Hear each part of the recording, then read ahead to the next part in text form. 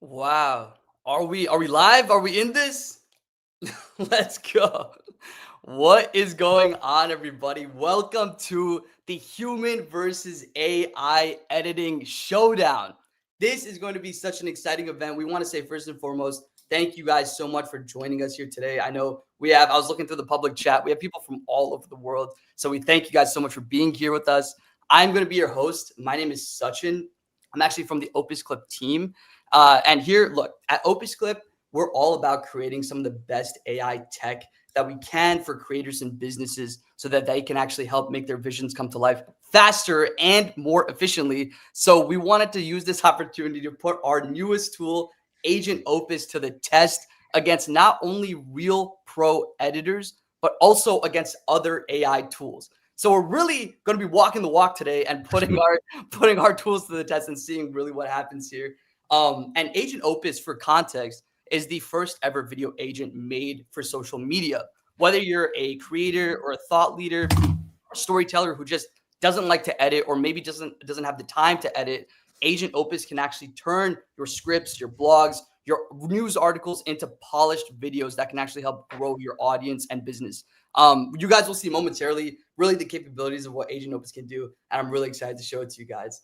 And you guys will actually have the opportunity to cast your vote live on who you think will win the contest, whether it's going to be human, whether it's AI. There'll be a QR code on the top right-hand side that I'm not sure where it'll pop up every now and then. So make sure oh, there it is right there. Make sure you scan that QR code and cast your vote, because we're going to keep giving away a ton of Agent Opus credits throughout the duration of this webinar. But actually, at the end of the webinar, one lucky voter will walk away with $5,000 in cold hard cash. Guys, the holidays are coming up. Why not have $5,000 cash in your pocket for the holidays? We're super pumped, guys, to have you guys here, as mentioned. We do want to mention, though, that, we're not here to necessarily show you that AI is going to replace human creators or editors, because AI can really never replace creativity, but rather we more so just want to benchmark our tool against some of these pro editors and other AI tools to show you how AI, like tools like Agent Opus, can actually help augment your workflow and really make you expedite your workflow and make your visions come to life. So with that being said, we want to get into the challenge. So let's get into meeting some of our contestants and judges. I'm sure you see a lot of familiar faces here today, a lot of wonderful people here. We want to start off with introducing some of the AI creators first, and then we'll get into some of the human editors after. So starting with creator number one, this creator, okay, is one of the largest educators on the subject of AI, reaching millions of people every single week on LinkedIn and on his newsletter. Some of his favorite tools that he uses right now are Midjourney and ChatGPT. Ladies and gentlemen, it is Ruben Hassid. Ruben, how are we feeling today, man? Excited. So excited, man. As I said, I feel like Team AI has nothing to lose and Team Editors has everything to lose. But I mean, in reality, just like you said, this is not really a competition. I want to see how good AI is today. You said I love Midjourney. I remember using Midjourney V2, and that was just mushy and just like almost like memes, to be honest. And now when you compare it to Midjourney today, it's a very different tool. So I'm so excited to push Agent Opus to the limit. Wow, Ruben, you sound a little cocky there, man. It sounds like look, it's not me. It's not even my work. You know, I'm just prompting, and then we see how it goes. Okay, all right. You're already hitting every stereotype that I have about AI pro people. Here we go. So all right. It's adorable to see. Oh man, I love it. I love it. Well, yeah, Ruben, we're gonna see what happens, man. We're gonna see what you come up with. It's gonna be really exciting.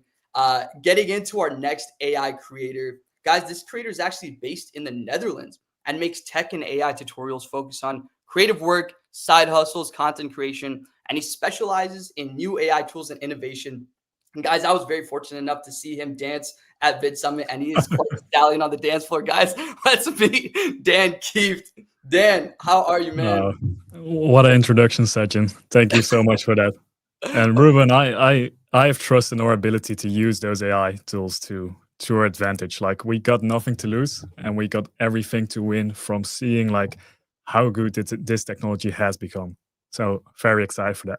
If you guys win, will you bust a dance move on the live stream? Have to. Oof. You gotta pay a good amount of money right now, Dan. You gotta pay a good amount of money for that. Well, $5,000 is on the line. We need the humans need something here to look forward to, man. I see. I will. I might. I can't promise anything. Yeah, come on. I know you got it. I know you got it. Maybe if they stay watching the whole live stream, then I might. Oh, okay. All right. Guys, you heard it here first. Don't leave the live stream. Stay on, and we'll see some pretty interesting dances from Dan. Great retention tactic right there. Exactly. Awesome. Let's get into some of our human creators and editors. Guys, this creator, all right, is a channel consultant who helped content creators improve their videos and grow their YouTube channels. He's actually a former professional musician, which is super, super awesome, and became a successful online entrepreneur known for breaking down videos and editing and YouTube growth strategies. He also has incredible hair. It is none other than Daniel Batal. Can you hear me all right? I got to see if the audio's working today. Got a little bit of a static. Yeah, you're going to have to work with knowing over there. Yeah, we've got a little bit of noise. We've got some equipment issues, but it is all good, man. Thanks for putting up with me today. I'll do my best to hang in here. You're A-okay, Daniel. How are you feeling, man? Do you think you got it? Do you think you're gonna take over this AI stuff or what? I got to be honest with you. I'm kind of nervous. You can see when you start the show with equipment problems, that is not a good way to come out of the gate. So we'll see what happens. Daniel is so talented. That's his way of psyching out the competition. Exactly. Man who can work under pressure. Yeah. Nothing but strategy. Yeah. Nothing but strategy. Trying to get in their heads. I see what That's right. That's right. It goes to show that you can't rely. I'm having video problems. Yeah. Well, you can't rely on technology, so you know, maybe something will happen with the AI tech. You never know. Oh man, never know. Never know. Never know. That's the real message here. Honestly, you guys haven't got anything to worry about. It's just like, look, these guys are already coming in with this massive overconfidence, and it's just going to be very hilarious for them to realize the genuine, proper limitations of AI. That's straight. Never know. We'll see what happens there, Hayden. We'll see what happens. Getting into our last contestant for our human creators. This creator is a generative AI creator, an educator, and a consultant with over 1 million followers across platforms like Instagram, TikTok, and YouTube. He actually helps creators and brands master AI and editing tools through tutorials, workflows, and strategies. Let's welcome Sebastian Jefferies. Sebastian, how are we feeling today, man? Hello. Yeah, I'm feeling good. I think the main thing is probably the 60-minute timer, especially that we have to film our own content. And I'm very scared of Hayden roasting my video. But other than that, all good, man. Sebastian came in hot, talking smack in the beginning. So, do you think humans are going to take it or what? I'd like to hope so, but you know, I've told myself I'm not going to use any AI tools, even though that's what I teach. So we're going to do the traditional route of editing. Hopefully Premiere Pro doesn't crash, but we'll see. All right. Well, we'll see what happens here. I mean, I was going to say, Sebastian's right. Even though I am team human, I'm still going to give brutal feedback no matter what I see. But so it is unbiased. And so no matter what, I'm going to be absolutely roasting everything that I see here, because again, like, that's just what I do. I just, like, people love me bullying people. And so, like, why are you enabling this behavior? This is terrible. We love to see it, Hayden. We love to see it. Have I told you how pretty you look, Hayden? You can't be using my tactics. All right, Agent Opus wins. All right, good night, guys. There it is. Live stream's done. Oh man. Well, speaking of Hayden, let's get into some of our judges and meet them. Okay. We'll start with this creator, who's actually one of the few creators to actually work both at YouTube and at Instagram, where he helped some of the world's biggest creators grow before becoming a full-time creator himself. With over 800,000 followers and 300 million views, he interviews icons like Mr. Beast using business expertise. Guys, it is none other than Jon Youshaei. Jon, what's happening, baby? What's up, guys? What's up? I'm so excited to be here. I just want to put out my bias right away. I am a human. I just want to. I know this is human versus AI editing, but I'm excited to be here, and let's rock and roll. Right on, man. Who do you think takes the cake today, man? Are you? Sachin, that's a very dangerous question, man. I cannot say my bias. All I'm going to say is that I may just roast you even harder than Hayden. I'm just saying that. Hayden may have, the whole British Simon Cowell thing going, but I've been known to, not sugarcoat when it comes to seeing your stuff. So bring your A game today. That's all I got to say. I hope your shivers are timbered. Timbers are shivered. All right, guys.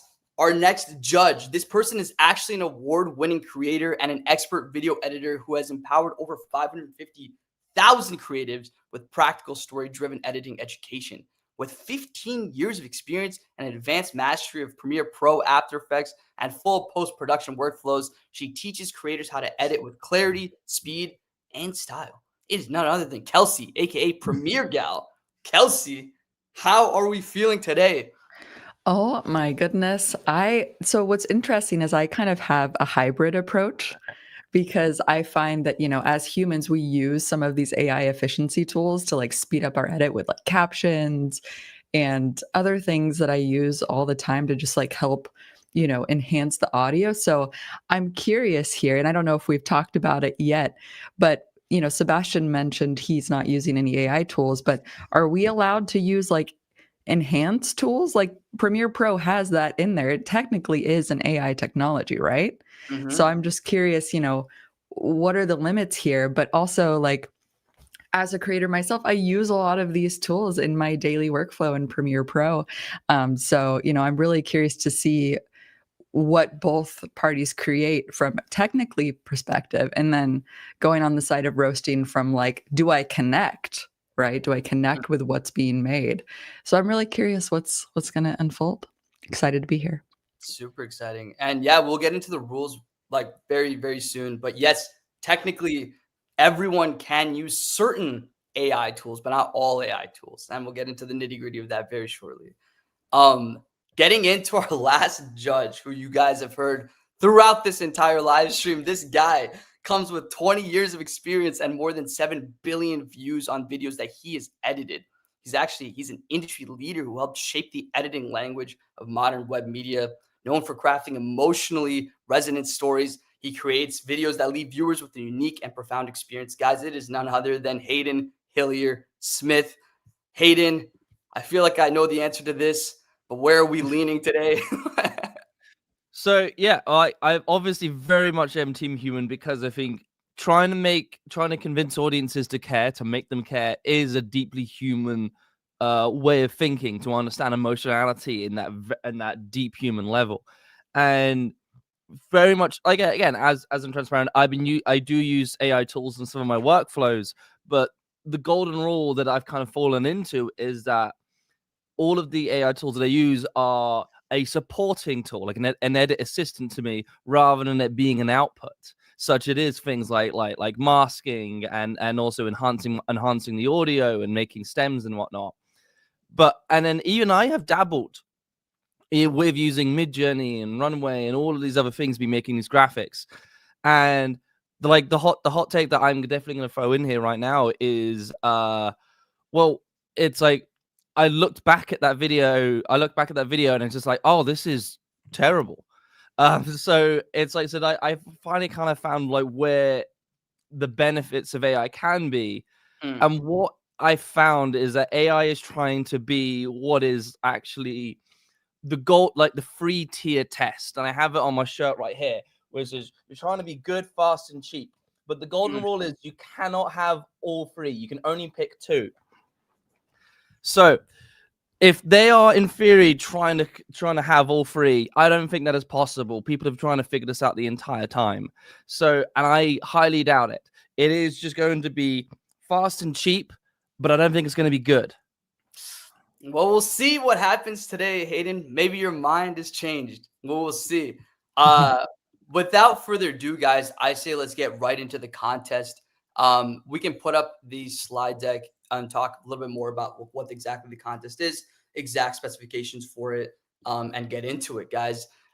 We will be putting Agent Opus through two different showdowns, okay? Agent Opus against human editors, and then Agent Opus against other AI tools to see how it stacks up against both categories. Now, the challenge here is to create a 60-second video in an hour based on the assigned topic. Now, within the first showdown, Agent Opus versus human editors, there will be two pairs consisting of one AI creator using Agent Opus and one human editor using their own editing software. As you can see here, for pair number one, we will have AI creator Ruben Hassid going toe-to-toe with human creator Sebastian Jefferies. And for pair number two, we will have AI creator Dan Kieft going toe-to-toe with human creator Daniel Batal. Battle of the Dans. Whoever loses their name. I'm just kidding. To keep it fair, we actually gave the human editor the brief 7 days in advance, so they were able to gather certain like B-roll and scripting in advance. But the rules for this entire contest are pretty simple. For example, for human editors, what we're going to be doing is they are actually allowed to use editing tools that they normally rely on for editing. And as Kelsey was talking about earlier, they are actually allowed to use certain AI tools, but they cannot use tools that generate the entire video for them. The next, for Team Agent Opus, they have to use Agent Opus, and they can use AI tools as well, but they're not allowed to use, again, other AI tools that generate the entire video for them. Now, for human editors, like mentioned, they were able to actually prep their scripts and B-roll in advance, but all the A-roll, motion graphics, and actual physical editing that will be done live in real time. So you guys will see this happen in real time right now. So that is all for battle number one. Now, for battle number two, our team member Rebecca will be putting Agent Opus against three other AI tools using the same two topics. And she'll be going head-to-head with InVideo, HeyGen, and Mirage to see how Agent Opus stacks up against some of these other guys. Now, let's get into how this will all be judged. All right, this is where the magic really happens. All right, it'll be judged on three different buckets. The first bucket being technical quality. Now, this is things like audio mixing, jump cuts, smooth integrations, things of that nature. The second bucket will be creativity, things like originality of the concept, and then more like uniqueness of the idea and things like that. The last bucket will be storytelling, essentially clarity and cohesion of the narrative story arc and flow. Now, each bucket will be scored 1 through 10, 1 being the worst thing on the internet and 10 being the best thing they've ever seen in their life, for a total score of 30 points. All right. Does that make sense to everybody? Thumbs up. Give me a thumbs up if it makes sense for you guys. Okay, great. Now, without further delay, let's see the topics that we are going to be working on. Okay, great. For topic number one, so recently Coca-Cola was actually under fire for creating AI-generated holiday ads, sparking a little bit of backlash for uncanny visuals and lack of human involvement. So the topic for pair number one is create a commentary video about Coca-Cola's use of AI in its commercials. All right, let's get into topic number two for the second pair.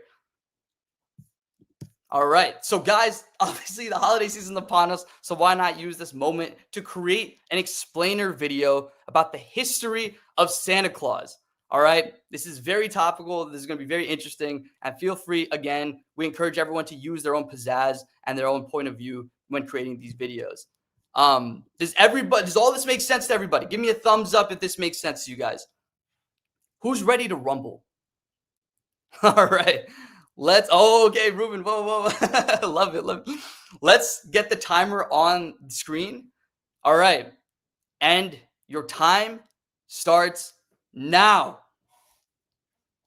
All right, guys. Now we are in the thick of it. Guys, as a reminder for the audience, if the QR code will pop up on the top right-hand screen, make sure you cast your vote and vote for who you think you're going to win for a chance to win some Agent Opus credits. And at the end, again, we'll be picking our $5,000 winner. Let's tech in on Dan's screen. We'll be bouncing around screens and showing you what's going on the back end. Let's click through Dan's screen and see what's going on the Agent Opus side of things. Dan, can you talk to us a little bit more about what you're thinking, what you're doing? Yeah. I don't want to reveal my secrets too much, because Daniel's listening too. But my thought, like on this topic, like the technical side of stuff, the AI handles that. So I can do a little bit about it, but I trust the AI to take care of that. Now the storytelling part and the creativity, that's where my prompting comes into play. So I gotta amuse Hayden somehow. I cannot use any like weird language or anything that is a bit controversial, but I can try to find the edge. So I'm trying to find out the dark history of Santa Claus, and I want to make it slightly sinister and eye-opening to the people that are watching it. So make it slightly sinister and eye-opening to the viewer. Hoping the AI can figure this out. And then the last thing, I'm gonna add, like, we have all been lied to about Santa, because I've done a bit of digging with ChatGPT, and the history is a bit controversial. So I'm gonna see if the AI can capture that moment. So I'm gonna ask, create a video about the dark history of Santa Claus, make it slightly sinister and eye-opening to the viewer, as if we have all been lied to. Then the main thing, what I'm gonna do here, I've had a little time to prepare. I've used Nano Banana Pro. So this is the original image that I have as my AI avatar. So I've cloned myself.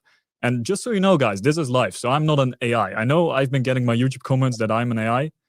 I'm gonna use AI avatar right now, but I'm not actually AI. So to be in the Christmas holiday spirit, I don't think Daniel has this kind of outfit on him. So I'm gonna use this avatar.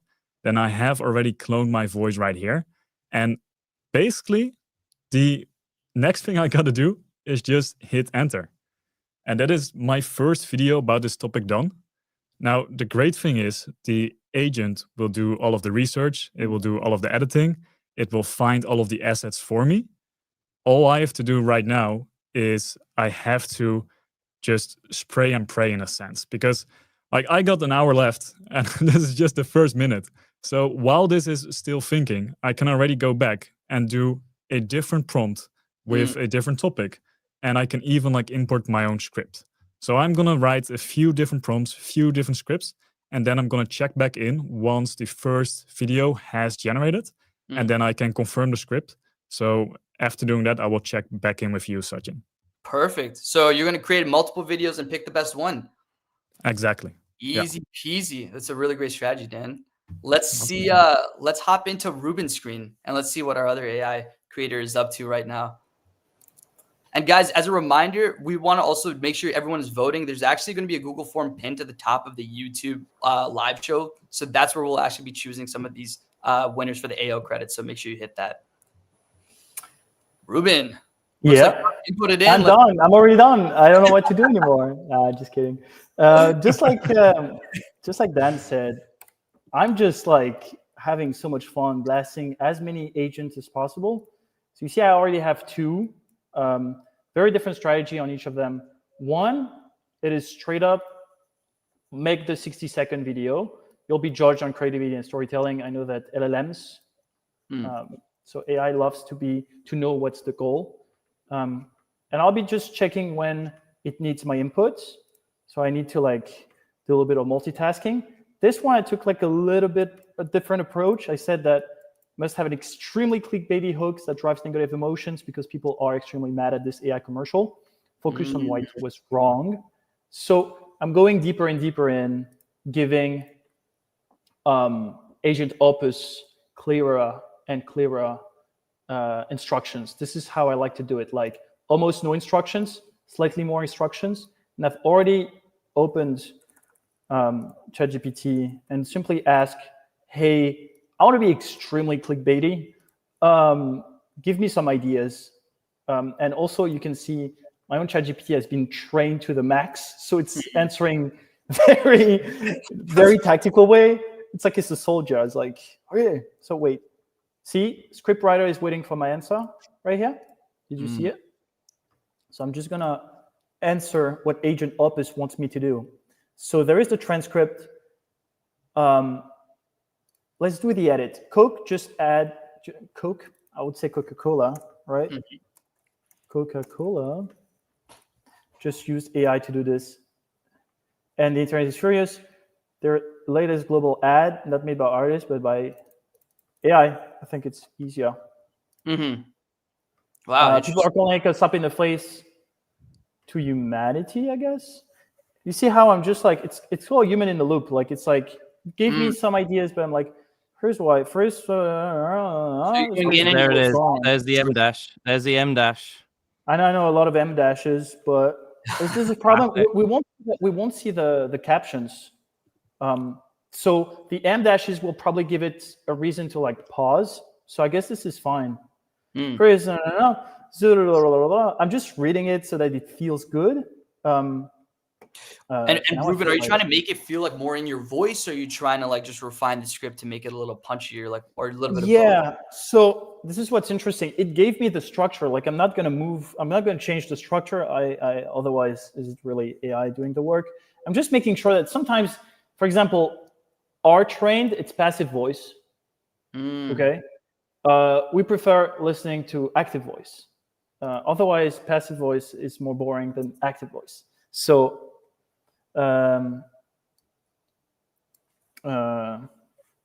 train on countless artists' work often comes trains. Imagine you are and you get nothing. Third coach versus real magic. To be honest, let's go. Let's do it. All right. I'm happy with that. And then I'm literally working for the AI. I have 3 minutes. Just like leave me alone. I need to review. I feel like this is my life. Working with AI is that I'm giving it some instruction, and then the AI is like, okay, human in the loop, like do your thing. But the better it gets. Have you taken a step to fact check it? Who needs that? I'm just kidding. Very good point, Hayden. The problem is I know about the topic because I've heard about it, so I know what they've done. Trust me, bro. That's what you just said. Like, what's your source? Trust me, bro. Pretty much. John, do you have any thoughts here, man, on this? Yeah, first of all, we got to stop hating on the M dash guys. We got to stop like pretty much. I was an M dash user beforehand, but I'm curious, Ruben, how are you going about trying to get different results with your prompts, like given what you're seeing right now? As I said, so I'm trying to go deeper and deeper. So first, no instruction, a little bit more instruction, and then I'll go like super heavy on the instructions, like literally me taking a stance, because I do have one. But for now, I'm like kind of like leave it to him to have its own opinion and judgment.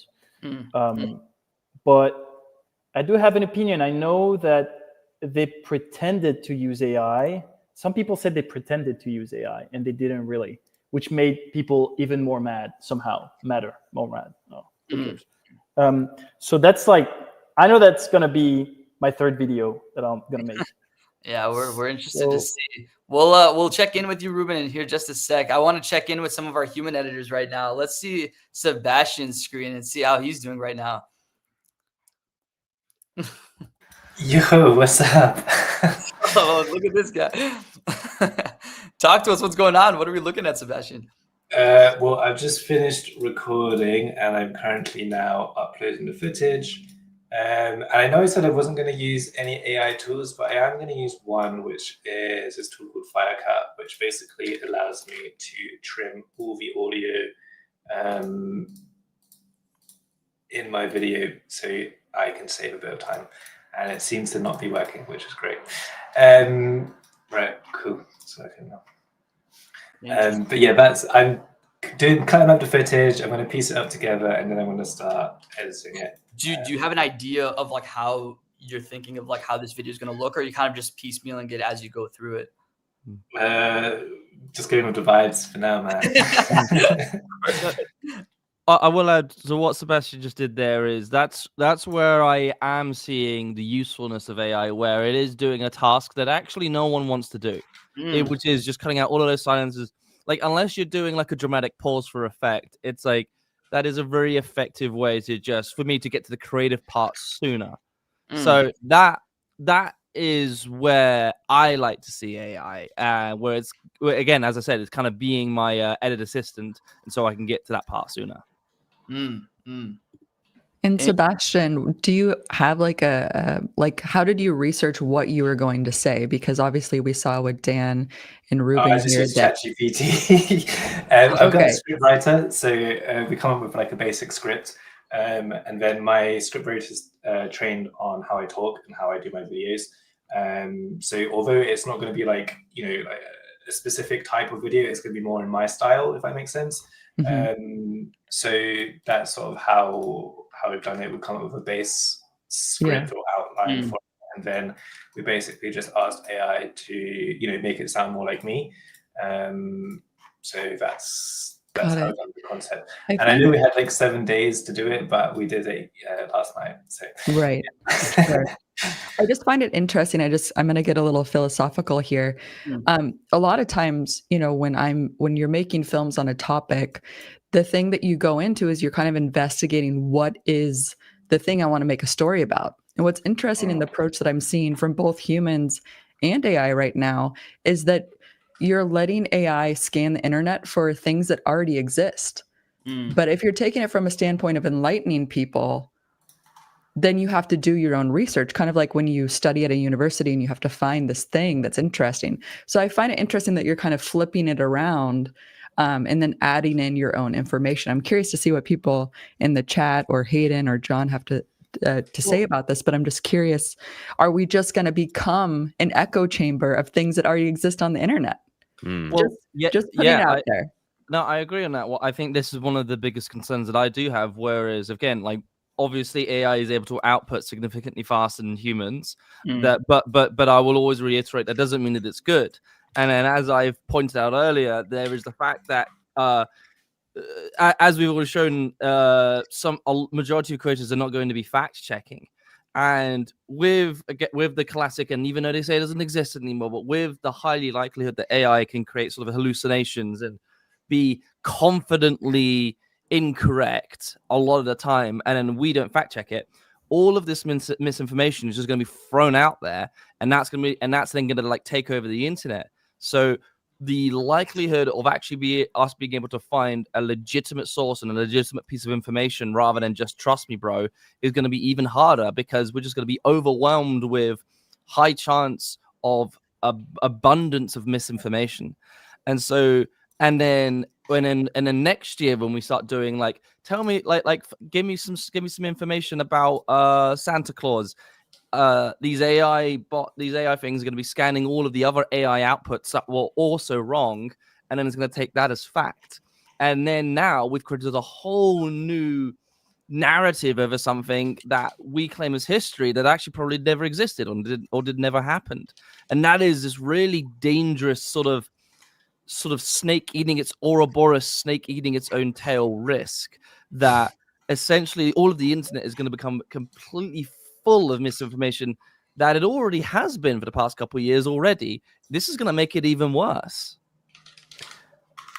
Well, before we paint a doomsday picture here, I think it's interesting. I think I agree with you on the fact checking, Hayden, but I think what's going to be really a creative multiplier is seeing like people work with many drafts as a creative and as an editor. And I think that's where the power of AI is. And I'm curious, Sebastian, just to tee you up here, how you're thinking about your intro, and if you try to get multiple different drafts of that before trying to pick the best hook of how you're going to get people into this video as we see you live editing here. Because I think the risk of AI is if you take something, you generate it, you go with the first thing, and it may not be factual, it may not be accurate, it may not be good. That's a problem. But if you're able to work with AI and get thousands of drafts, or like, start putting pen to paper and trying to do it yourself and iterating and picking the best one, that's where you get the best stuff. So I'm wondering, Sebastian, how are you thinking about the hook and the intro of this video specifically?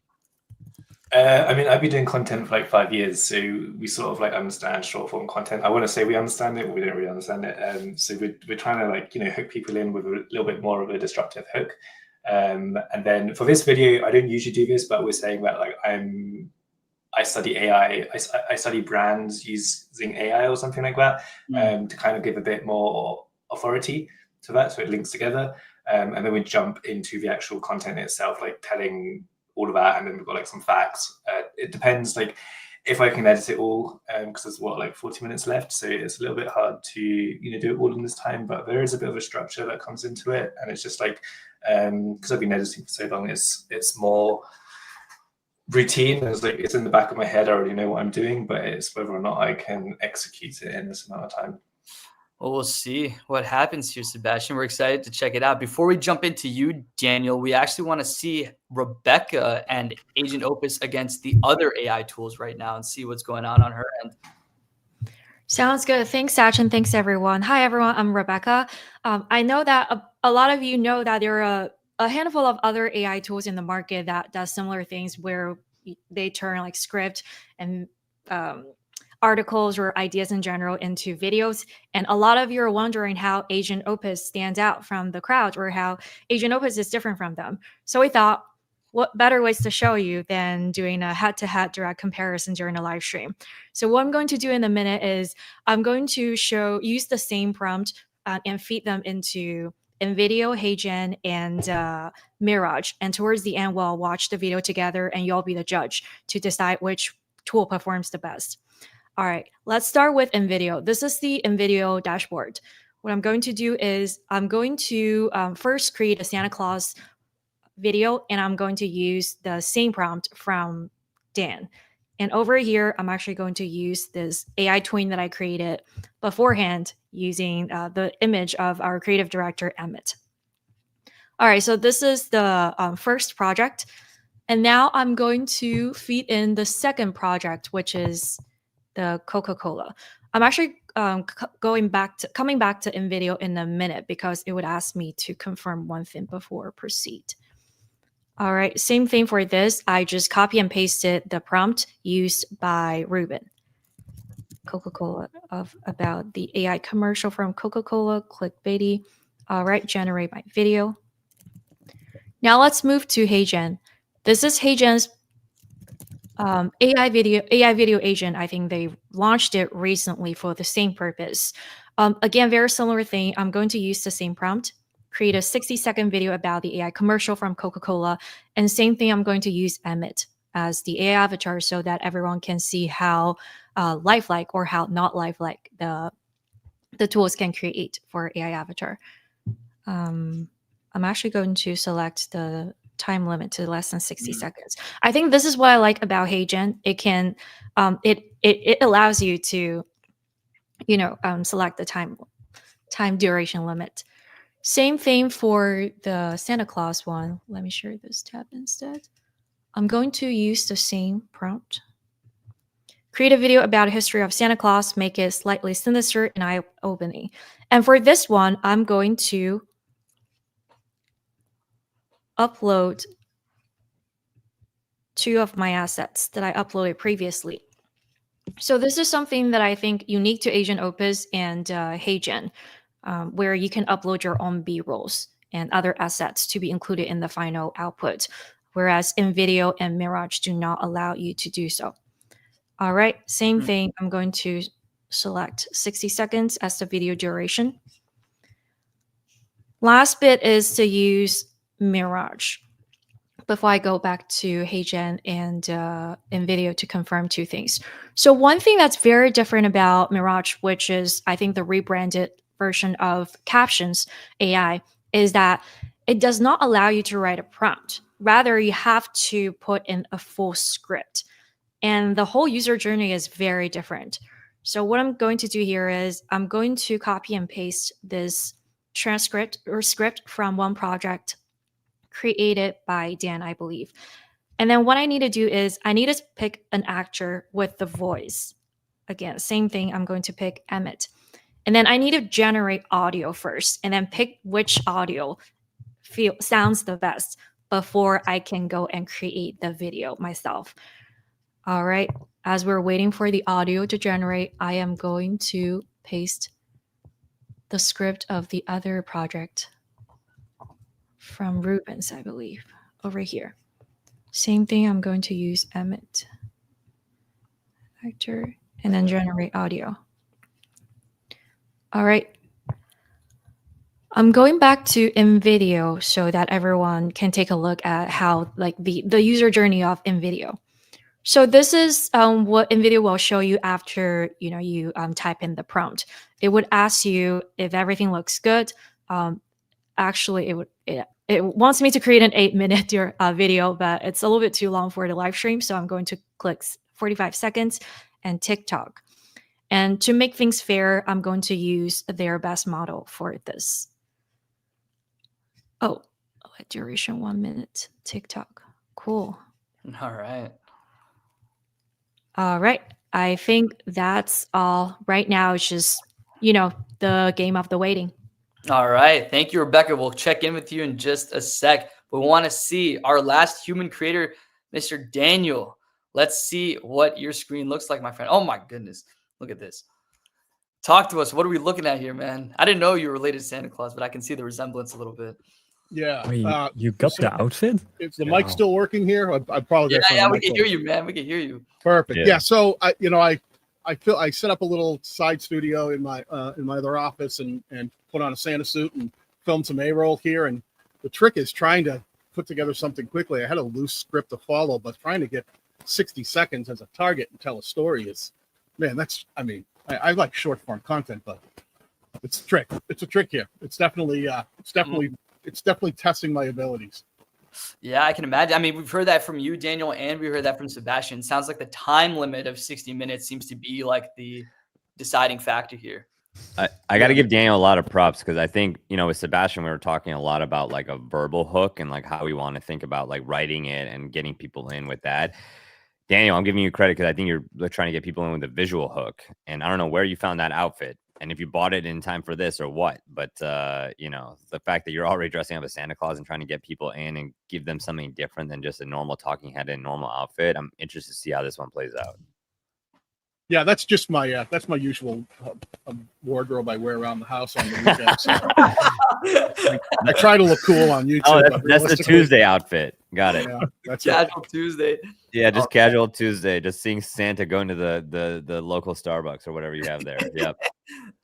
Oh man, I did not expect that, Daniel. I gotta give you credit that I'm here using my AI and you're actually having the outfit. Like, that's crazy. that is interesting. So judges, we've seen all of the content so far, kind of people in progress, right? Like, what are we thinking? Like, any initial thoughts, any gut reactions? My biggest thought is I think the key, again, I'm harping on the intro because that's so crucial for a short form. I really want to see what people do with their first frame, especially like right away, like because talking head, it's just, we see a face, we see text, we see a visual, and I feel like it's getting a bit monotonous. So I'm curious to see how people mix it up. I'm already excited for what Daniel's especially going to do. And I think the other thing I'm going to be looking out for as a judge is how are you guys going to call BS before the audience has a chance to do that? Because I think a lot of times with a talking head video, you're saying something and you're trying to educate, but audiences BS detectors in 2025 are like so high. And I think to Hayden's earlier point about fact checking, like, I'm curious what people are going to address about this topic before the audience has a chance to address it, and how you'll visually bring that to life. So just sharing a little bit about how I'll be looking and judging the videos that come in. Yeah, I completely agree with Jon in that sense, in terms of like, it's never been about attention spans. It is the BS meter of like, is this actually worth my time? And everyone's gotten very quickly attuned towards that quality. And that's actually going to be the golden word there, the quality. Like, oh, this actually already proves to me this was a good hook. It doesn't feel cliche. There is a good confidence in it rather than it just feeling quite generic. That is kind of the things that I'm looking for. And AI inherently has that of mediocre feeling straight away. And so for me right now in my viewing experience, and I'm seeing it with others, is the moment they get hint of that AI feeling, it's like, ugh, like you get the greasy feeling on your skin feeling, and then they instantly do scroll away. So I think that is kind of, and so AI as of now, I will reiterate that as of now currently has the feeling of the bullshit meter going ding ding ding ding ding. This is not made well. I'm out. And then we move on to the next thing. If I may say something here, because I obviously agree, even though I'm writing about AI every day, people think, oh, it's all hail to AI. I love AI all of the time. It's not true. I think AI is the average, and the average is always mediocre. So this is what's tough. You need to use it correctly. And the best analogy I can make is how if I had access to, I don't know, Canva templates to make designs, but 20 years ago, and I was the only one who had it, I'll be the best designer on earth, like the fastest one. I'll be making the craziest thing ever. Or if I had the vibe coding tool, I'll be like the best like guy at building websites fast as possible. But now it's a commodity. Like everyone has it. It's like, oh, it's just a Canva template. Like who cares? So we always want to have more, and we tend to forget what's the baseline, what's the average, and the average keeps being better, which means everyone's mediocre is higher and higher. So I think this is what's happened with AI. That's why human in the loop is important. The key, Ruben, I think, is that, the key that I've been seeing from what Jon and what Hayden and what you are saying is like, how do you take these tools but make it unique?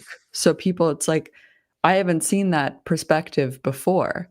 And so you have to be creative. I remember when like templates were coming out and people were like, oh, you're not a real editor if you're using a template. This was in like 2013, right? And so how I used to do that as a video producer myself, I would take that template and adapt it to work with the story that I was trying to create. So I think that's kind of what a lot of these creators are doing now to help. I mean, we have a limited time span here, guys. Like we can't create like a beautiful masterpiece in 30 minutes. Let's get real, but we're going to do the best that you can. Right. But really good insight, guys. Yeah. Super interesting. Guys, so like we do have a surprise for the audience that we want to get into real quick. Right now, as you can, I'm not taking my shirt off. Whoa, Hayden! This is a family-friendly live stream, my friend. We know that Ruben and Dan are right now waiting for their videos to be generated. So that's another benefit, right, of Agent Opus, right? Once you kind of input what you need to input, you kind of just hang around till the video is generated. So we thought it'd be really fun to invite a chess legend and test some of these guys' skills against the one and only Andrea Botez, 50% of the Botez sisters. Hi, guys. Hey, Andrea, how's it going? Hi, guys. Good. Thanks for having me. I'm excited to be here. This is going to be really fun. Do you think you could take on both Ruben and Dan? I think I could take everyone in this call on at the same time. Ruben, Dan, what do you think? Do you think you could take on Andrea? I'm so bad at chess. It's actually annoying. I'm at the level of chess, like I can move the pieces. Like I know what to do. That's okay. That's all you need to get a game. Pretty much. Dan, how do you feel? I mean, I don't think Andrea knows that I'm running AI chess in the background, so we might actually stand a chance there. Nice. That is the trend these days. That's awesome. Can we pull up the chess match right now, or the? Do you want me to challenge on chess.com? Yeah, we can do that. Sounds good. I have literally a chess tournament right after this, which is like my biggest tournament ever. So you guys are going to be my warm-up prep. Oh, wow. Perfect. I'll just need a username. Yeah. I'll let you guys. Also, Hayden, I watched a lot of your educational videos about editing. It's cool to see you in this call as well. Hey, great. Thank you. Thank you. Nice to meet you. Nice to meet you too. I've sent a lot of references to my editors and say, listen to this man. I've heard. So I think most editors are sick of me at this point. You know. Probably. You're probably like their arch nemesis. Okay, I got 2 chess names. So we're gonna play. I wish we could do a simul. That would be cool. Which I'm trying to think actually if there's a way, but would you guys like to play one at a time? Yeah, sure. Do one at a time. Yeah, and then we can kind of Okay. let's try that. Who volunteers first? The one you add first. You know what? Okay, sounds good. I'm going to keep it a surprise. Perfect. It's so you funny. I guys have feeling- one friend. It's Dan so far on chess.com, and the next one's going to be one of the Botez sisters. Yeah, Perfect. That's the flex. All I'll need. So, what time control do you guys want to play? I would usually play 3-2, but if you guys want to do 5-0 or even longer, Should we pretend like we understand the question, or 3-2 is fine. 3-2 is fine. 3-2? Okay, Yeah, sounds yeah. good. So it just means 3 minutes for the entire game, but you get 2 seconds with every move. Wow. Yes. All right. Okay. Okay, sounds great. It's gonna be really interesting. I'm very curious to see what happens here. We should put on a timer on the screen who loses first. Yeah, That's a exactly. good idea. Yeah, Andrea, don't go easy on these guys. Oh, I won't. And 30 They're my minutes. warm-up. guys. I You have can't 30 start the minutes day left. on a loss. Sorry? Sorry, no, I was just gonna say 30 minutes left for the contest right now. So more so for the human guys, the human editor. Great. I sent Ruben a challenge. Perfect. Ruben will go first. Okay. 3-2 unrated. He has a juicy elo of 100 points, which I Wait. actually think might be lower than what you start with as a floor. I rating. lost one game to Dan yesterday. We just met to test it. So, but I don't see you though. Wait, where are you? Oh, sorry. My username is Ruben, I Super think you need Secret to share your 123.5. screen too. I'll share my screen. All right. And Yeah, then Everyone's go gonna to see me. obviously win. chess.com/play/online, and my username is super secret 12345. But I can also just start the match automatically if that's better. Yeah. Can you? Go for it. Let me just make sure you're in chess.com/live. Okay. Okay, I'm gonna do it again. Live. Great. 3-2 unrated. Okay. Okay. I'm so scared though. Oh, there you go. We're going. I'm scared for you. Good luck, Ruben. Okay. Yeah, Oh my gosh. interesting. The funniest part about this is that all my opponents are playing this big tournament will see that how I am preparing for the tournament that starts in an hour is playing Versa 100. And I also start them off. Like you can play however you want. I think you could Yeah, win yeah, in many different ways. Trust me.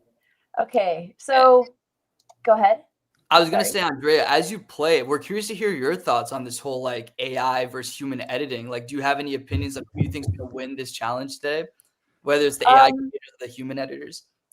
Okay, so by win, do you mean like in the scope of the future, like let's say 5 years, or you mean just More This is so a this loaded question. particular competition.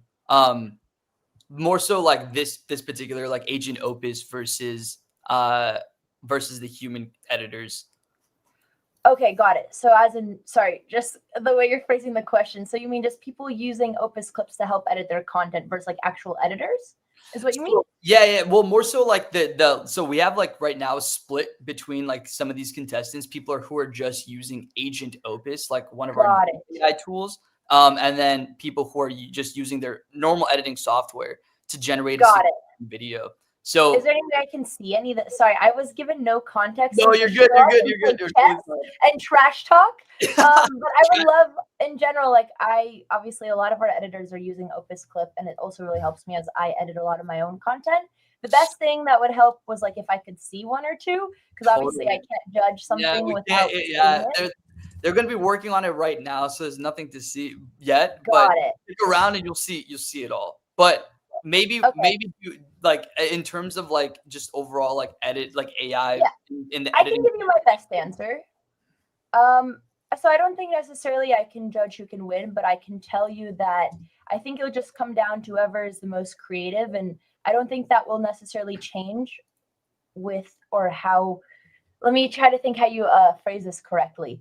I think the most talented, most creative editor, their skill level will either be just elevated with AI tool because it's just faster. So my guess is that whoever wins is whoever has like the most creative brain for editing. Because as someone who does use AI tools a lot, and there's so much like the critique of, you know, AI is going to replace a lot of the workforce and there's a lot of risk. My stance on that in general is that, well, obviously AI is inevitable. And I think that a lot of these skills are not like replacing any human creativity. It more just helps us, for example, like brainstorming process and seeing things early on. It helps you do that much faster. So I see that it kind of just enhances whatever human strengths you have to begin with.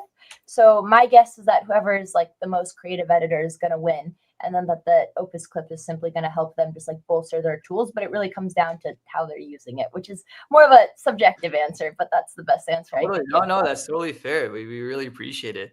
While these guys play chess, I think it's a great time to choose one lucky winner for some AO credits, Agent Opus credits. And for context, guys, Agent Opus will be available for the public literally right after this webinar. So, you know, we want to give you guys some credits and we want to shower you guys with some gifts here.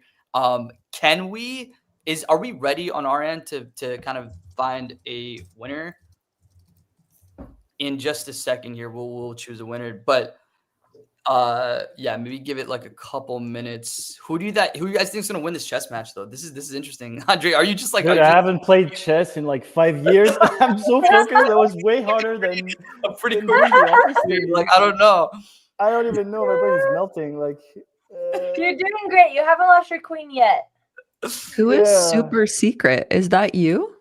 That's me. Funny story. I had a tournament and I was tired of all the 13-year-olds preparing versus my opening, so I changed my username from Andrea Botez to Super Secret 12345, and then a 12-year-old showed me that you just Google Andrea Botez chess.com and there's a giant profile that links you to this profile, so it's not very secret. I love that. Wild. Oh man. Great. Are we ready to pick a winner? You're okay for now. Don't worry. Oh, no. You have one more. You still have time. Don't worry. You're still hanging in there. Wait, we're allowed to swear in the stream? Yeah, shit. Oh yeah. Oh my god. This is interesting. This is really interesting. He's totally fine. Can we do that? I see.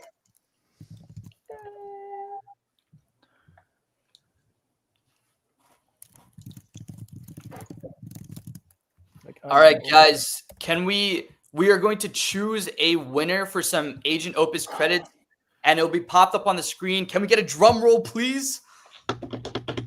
Oh, no one's drum rolling. No one's drum rolling yet. It's okay, I do. Okay, perfect. There we go. The winner is 3, 2, 1. Greg Kerr. Congratulations, Greg. You have won. You're the first winner of the day and won some Agent Opus credits. You'll be contacted with by one of our team members, and we'll be giving a ton more credits out, as well as the big lucky prize at the end of this live stream, which is going to be $5,000 in cold hard cash, guys. It's going to be really, really good. While Andrea's crushing Ruben in this chess match, let's dive back into some of Sebastian's back end. Sebastian, let's see what your screen looks like right now, man, since the beginning. A lot more flushed out. Ooh. I mean, I can't really talk. I'm under a time limit here. You got to give us a little play-by-play. Yeah. I have 16 seconds. I forgot. I don't want to ruin it because then the judges will be shocked. What can I do? Oh, I like that match cut effect. He's got that chromatic aberration, but has he got the scan lines in it? This is interesting. We're going to the scan line level. I love it. Yeah, talk to slow zoom as well. It's okay, Ruben. You tell me what you want, because are you going into the are you kind of just toying around with like the middle portion of this edit, or do you kind of have an idea of what you want it to look like, or are you just trying to like Give us a little. No idea. I'm just trying to piece it together, like chronologically. Probably not going to be able to get to the end, but when there's how long have we got left? We got it was 30 minutes, about 5 minutes ago, probably like 25 minutes. Maybe we'll let you focus, Sebastian, while you do your thing, and we'll bounce right back to you in just momentarily. Rebecca, are we good on the AI versus AI? Or are we still waiting for those videos to render? Still waiting for the results, but they're close to completion. Pretty impressed by the speed of all AI tools for now. Perfect. You know what else is close to completion? Looks like this chess match is pretty close to completion. Well, I didn't even get a mate, and he was flagged. It was really sad. It wasn't even his fault. He was fighting really well. Is it done? Do you guys want? It's so done. It reminds me, my uncle used to bully me when I was like a kid. He was trying to teach me, and I was like so bad. Oh, thank you. For the record, thank you for that. You found a nice counterattack. You're definitely better than 100, and hopefully one day you could beat Dan. Perfect. That's my goal now. That's my mission, life mission unlocked. Oh my gosh. Let's pull up Daniel's screen while we wait. Judges, what are we thinking so far? Oh my God. That's a wonderful shot. Oh my God. This is everyone, please screenshot this. This is a holiday card in the making right now. Well, what I'm actually liking about this, and it's in comparison to what I saw earlier, well, there's just really interesting 3D depth to that shot. And we were seeing with whoever was using on Agent Opus, when they had their avatar, it was it looked 2D to me, and I can't describe it exactly, but that shot looks like it had depth. But I am gonna throw myself under the bus here a little bit. I am definitely seeing, and correct me if I'm wrong here, Daniel, but those do look like AI generated images that you're using as B-roll. Yeah, so I was trying to play within the rules here, and I knew what the limitations on my end was, so I figured I'd draw upon another New Hampshire native who I'm a big fan of, a guy by the name of Ken Burns, who uses imagery to create edits and documentaries. So I actually went ahead of time, and my assets are mostly made up of just images that I put together to tell the story, story being told in the A-roll, and then just still images and trying to bring them to life, which is no wonder Ken Burns is a pro and I'm not. Oh yeah, no, yeah, but trying to find those types of images and then getting that, and then it being as relevant as it can be is an incredibly difficult process. And then so I definitely respect the fact of using the AI imagery, and so if time permitting, but again, good, fast, cheap, and we're trying to get these things done fast. For you to also be filming all of these shots as well, that is going to take a minute. That is going to take a while, and so with that limitation, I can see why you are having to use AI images. But for me, but keep using it. But for me, just where I am and where I sit with AI at the moment, I see the fact that I was able to tell immediately that was an AI image just made me go, ugh. It's for me, the moment the best comparison I can make, when we go see a big, massive Hollywood movie, and it's happening more and more now, where we're seeing crap CGI, or we're seeing really bad CGI, and then the movie is isn't this the most epic thing? And we're just going, no, we feel nothing from this. I get that when I see AI images now. I just get I can see I can see the intent, but I don't believe it. And so that's the feeling that I'm getting with these images. But again, I can understand the limitations you're having given the current circumstance. But that is the experience I'm having with all AI videos at the moment. I'm just going, this is just a little bit of the hitting. ick, I can't Hayden. tell you why. A little bit of the ick. One thing I just wanted to call out here is that, Dan, obviously I want you to focus here. I'm just kind of observing what's happening here. One thing, of course, you're using DaVinci Resolve, which, by the way, I have a channel called PremiereGal. Whatever vehicle you use to create your process, fantastic. And honestly, I understand a lot of what's going on in this interface. What I love most about the timeline process versus the prompting is you you can go like frame by frame and adjust the shots, right? When you get some of these like completed products that come out from InVideo or OpusClip, Opus Agent, you don't really get that refinement capability that you're seeing with Sebastian and Dan's editing, where you can really make, that zoom just a little bit shorter or add a little bit more of a pause there. You just get more control. And I just appreciate this process of him literally going in to adjust the color grade using that curve. It's just so satisfying to see all of the thoughts that are going through his head in real time as I'm watching this back. Yeah, I love the attention to detail as well. I will say, like, what the AI B-roll feels a bit more of a stark contrast, because I think like Dan is giving us such good A-roll here. Yeah. And So it really I stands think, out. Yeah, it really stands out versus I think if the entire thing was AI generated, like we'll see with some of these other videos, it feels a bit more permissible with like what people are seeing today.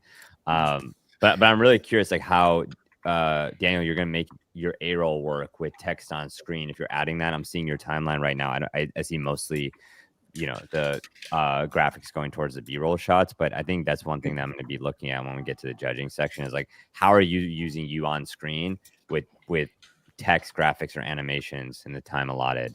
Because that to me is the most interesting thing versus the cutting back and forth to A-roll versus the B-roll. Guys, quick heads up for the human editors. We have about 15 minutes left, so we're going to let you guys cook and do your thing and bounce back actually to Andrea's screen. We're going to see if she can crush Don. And finally. Finally. Let's see. He's been waiting Andrea, you for have his 15 minutes to go crazy. Okay, I just say you challenge Dan. If not, I'll start the match automatically. Let me know if you get it. Sounds good. While she's doing this, can I share a story as to why Mariah Carey is triggering for me? Huh? Yeah, sure. Go for it. So, and unfortunately, it's dark, but it's a funny story as well for me nowadays. So, and I'll open it with a horrifying line. When I was 7 years old, my mum died, and we're all in the hospital when it happened. And me and my family were all in the hospital hallway, like all grieving. But the problem is that actually, she passed away early December. And so because of that, here's all of us like grieving while echoing throughout the hallways of the hospital. All I want for Christmas is you. And so every year it is torture. Every year I get reminded of that moment as soon as Mariah Carey comes out of ice. It is terrifying. And so Daniel, how dare you trigger me with showing Mariah Carey? I'm out of the stream. I'm out. Bye guys. Yeah, I apologize for that. I find her equally triggered. Oh, man. Just so you guys have context from here, Andrew, let's bounce to the Agent Opus screen. So we'll show you what Dan's looking at. We'll show you what Ruben's looking at while they're playing these chess games. Wait, give me a second. Oh. I just gotta screenshot this and ask ChatGPT. Don't worry about it. Dan, you focus what you need to focus on. We'll go to Ruben's screen. Oh no. That's how AI is supposed to be played, yeah. Yeah. Let's go to Ruben. Should I share my screen? Yes, please. Of course. So I spin 4 of them. This one is the closest to completion. Right. This is the mid-level. I just try to be as clickbaity as possible. I think I confirmed the script by removing some part of it, adapting some part of it. It just hit completed. Oh, the project is, look at that. We won't play it right now. We'll play it in just a sec. But as you can see, guys, once the prompt is within Agent Opus and when you hit submit, that loading window right there will show you exactly sort of when the video is going to be made. And it's going to be really, really interesting. If we look at the search result here, too. Well, I was going to say, is that the first? Is that the first? It's actually crazy. Like 130 references. Wow. That's insane.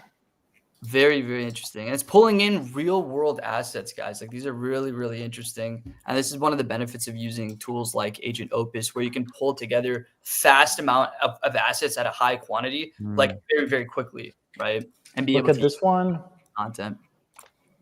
and it's different. This one is 2 minutes. Oh, this one's 17 minutes. I don't know if it's going to be ready. But still. Very, and you can see these are different again. Ruben, how are you selecting? I'm curious because I think so much of like what makes good AI content is the taste of the person prompting, and it's like what just take us in your mind as you're looking at everything on screen with those search results. So what's interesting is that this part is not from me. This is Agent Opus that understood what I wanted, and he was like, "Sure, let's do that." But pretty impressed.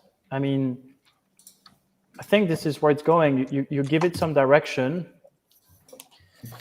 You spin some version of it. I mean, sure, this is the first version of Agent Opus. It's literally called beta/Agent Opus. So we know that this is not the last version. But if I can use Midjourney as an example, the one that makes images, what do I do? Video. The Midjourney artists that I know that are paid hundreds of thousands of dollars by very big brands, they don't make 10 variations of a Midjourney image or 100.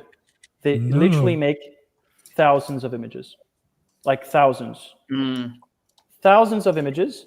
And then because most of them are creative director or they've been photographer in the past, or they became one, when they're sitting and watching 1,000 images, they know which one's interesting. As you say, John, the taste. If I look at 1,000 images, I'll be like, yeah, maybe this one's cool, but I won't have the same depth of taste, let's say. So keep distracting them, Ruben. Keep distracting them. Please switch to the screen of Ruben. Please, even my ChatGPT is as hard as he can. Dropping some gems right now. My ChatGPT is like not even helping. By the way, I love how more chill like the AI participants are than the human ones. I'm seeing Daniel just stressing over there. So I have 2 videos now. A second one just got made. Yeah, Andrea, how's Dan compared to Ruben in terms of chess? Well, I'm about to checkmate him soon, but that's not his fault because I went much more aggressive. And honestly, I feel bad because the conversation you guys are having is so interesting. Like literally, as someone who does so much editing myself, I love everything you guys are saying.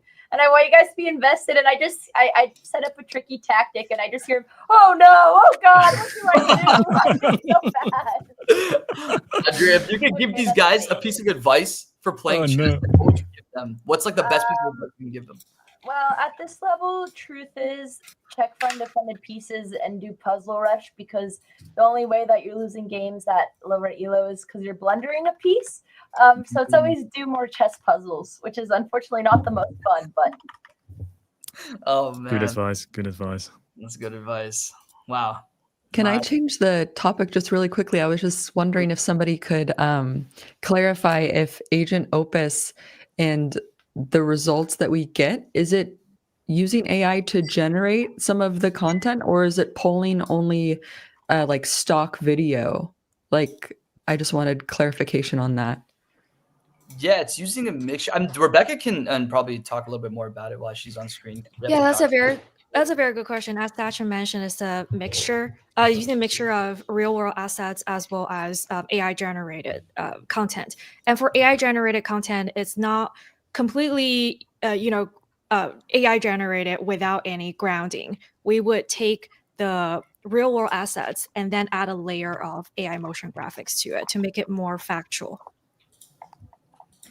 Got it. And like, if there is any stock video being used, is that like, is that licensed and included with the Agent Opus subscription? Yeah, we do have a feature called filter that allows you to select the source that you want to use for the assets creation. For now, we do use assets that are that have, I think it's called Creator Commons. Sachin, correct me. Creative Commons? Creative Commons, yeah. Yeah. which requires attribution, correct? Yes, I believe so. Okay. And are users aware of that? Yes, users are aware of that. We Okay. put everything very clearly in the product. Got it. Okay. No, I was just generally curious. I didn't mean it to come across as like, by the way, are we attributing this, like all of this stuff? I was just really curious how. No, that's a good question. They're fair questions. How all of it works, because I know that I used, when I was in college and stuff, I used like Creative Commons public domain from Wikipedia Media Commons. I don't know if you guys have ever used that before, but generally at the end credits, whenever I would make a film, I'd include an attribution at the very end. I'm just curious if how you guys are planning to go about that and stuff. Like at the end of the videos, are there going to be credits, or is a caption generated with attribution? Just really curious. Yeah, good question. For now, we don't have the post credit like what you would normally do. What we did in the past was for every scene that has assets from other creators, we would put like an at mention and then call out their ID. We do have some users mentioning that they don't like it because it would just destroy the beauty or the aesthetics of the video. So what we're doing right now is we're still trying to figure out a way to, maintain the right balance between the stylish side as well as the right credit side. So if you have any suggestions, do feel free to let us know. I do think the post credit is a great suggestion. The caption, just including like, this is where I got the sources, just like in a YouTube video description, post your sources, just like when you write an article, have all the sources at the bottom. It doesn't have to be in the visual. That would be my recommendation. Great call out. Definitely a great call out. And guys, we have less than 5 minutes, 4 minutes and 16 seconds left. It's getting to crunch time right now. They're getting excited. Andrea, has the game done? You guys finished already? Oh yeah, we made it a while ago, but it was great. I got to tune into the convo. Perfect. Well, thank you so much, Andrea. Thank you so much for hopping in and being part of this. And yeah, we're super pumped. Rebecca, are you good on your end? Like all your videos generated, or still waiting? Yes, all 6 videos are generated. Oh man, okay. I'm trying to think. Maybe we'll play it towards the end once this is done, and then we can kind of go through yours. Then we'll get into like the battle number 1, which is going to be the AI versus human, which I know you guys are excited to see. And as a reminder to people who are watching, guys, make sure you vote again. We're going to be giving out AO credits, Agent Opus credits at the end of this, as well as our one lucky winner, $5,000 in cash to one lucky person. So make sure you guys hit that QR code, and then also within the YouTube link, there is a form to fill out. So make sure you hit that. Judges, how are we feeling? 4 minutes on the clock. Like this is getting to crunch time. Well, there's a cat on screen on Rebecca's camera, so that was a bit that I was really happy about that. I have 2 cats. 15 minutes. Oh man. Yeah, John, how are we feeling, man? What are you thinking? I'm good. I'm looking at this timeline here. I can't wait to see. I see some cool match cuts coming up from Sebastian, and it's gonna be great. It's gonna be really, really exciting. Oh my gosh. Has any of this is a question for the judges, based off of kind of what you've been hearing about the discourse of AI and kind of how some of these creators, both the human and the AI creators, are talking about the strategy. Has that impacted the way you're looking at this as well, or not really?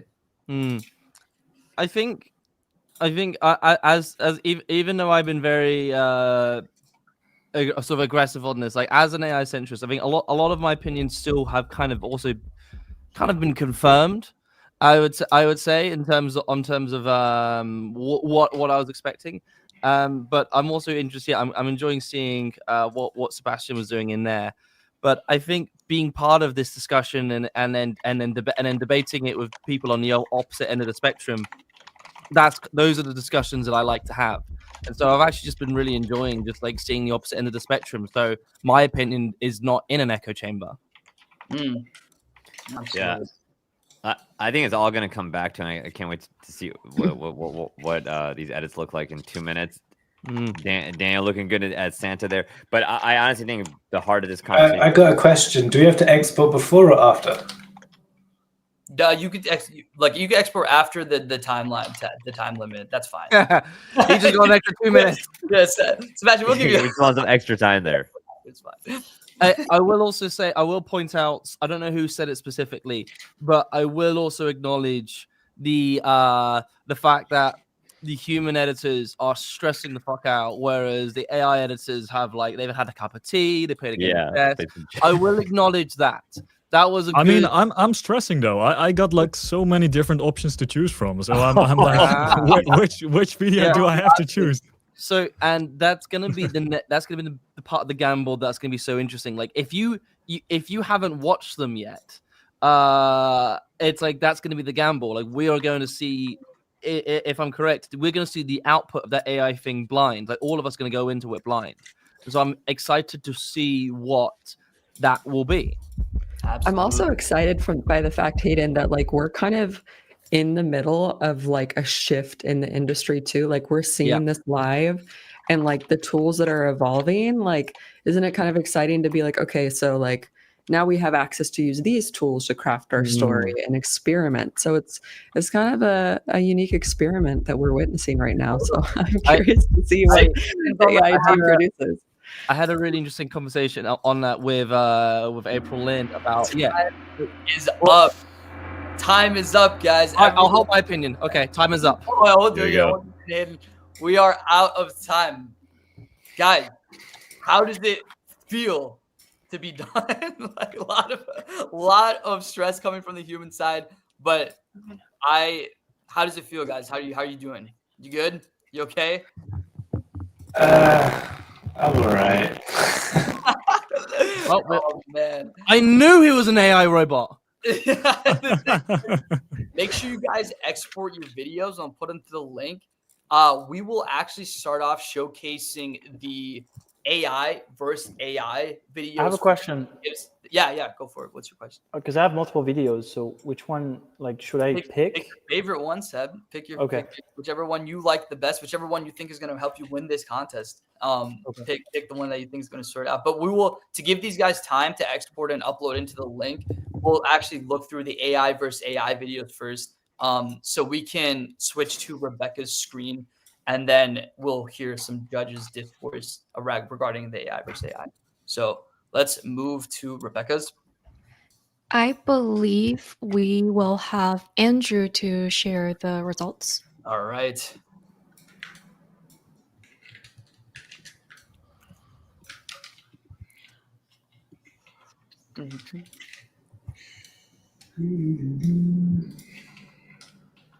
Hayden, I like the you right now. we needed something.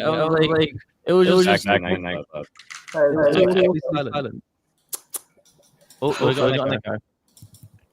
Okay. Oh, am I getting it? All right. Someone's running their Chrome as an audio input and an output, and so we're getting that echo. Okay. I think we should be good to go. So, Andrew, we're looking at HeyGen's video first. This is topic number 1 regarding Coca-Cola, or topic number 2?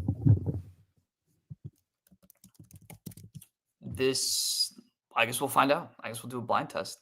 It looks like it's topic number 1. Let's just play the video. Everyone's furious, and they should be. Here's why it sucks. This ad feels creepy and fake, an uncanny valley nightmare that completely misses the mark on human creativity. First, it's soulless. AI can't capture real human creativity, leading to content that lacks genuine emotion and connection. Second, it kills jobs. Coca-Cola fired artists for cheap AI, prioritizing cost over the livelihoods of creative professionals. This is corporate greed over people. That's why we're mad. It's a clear message that companies value automation more than human talent. This is wrong. We must demand real creativity and authenticity from brands, not soulless AI imitations. Like and share if you're outraged. Let's send a clear message. #boycott AI Coke and support human artistry. Wow. Interesting. Judges. Whose was that? Sorry. This was HeyGen's video. So okay. So these are the AI outputs. We're watching. Yeah, so we're gonna be watching the AI ones first, and this was HeyGen's version of that topic.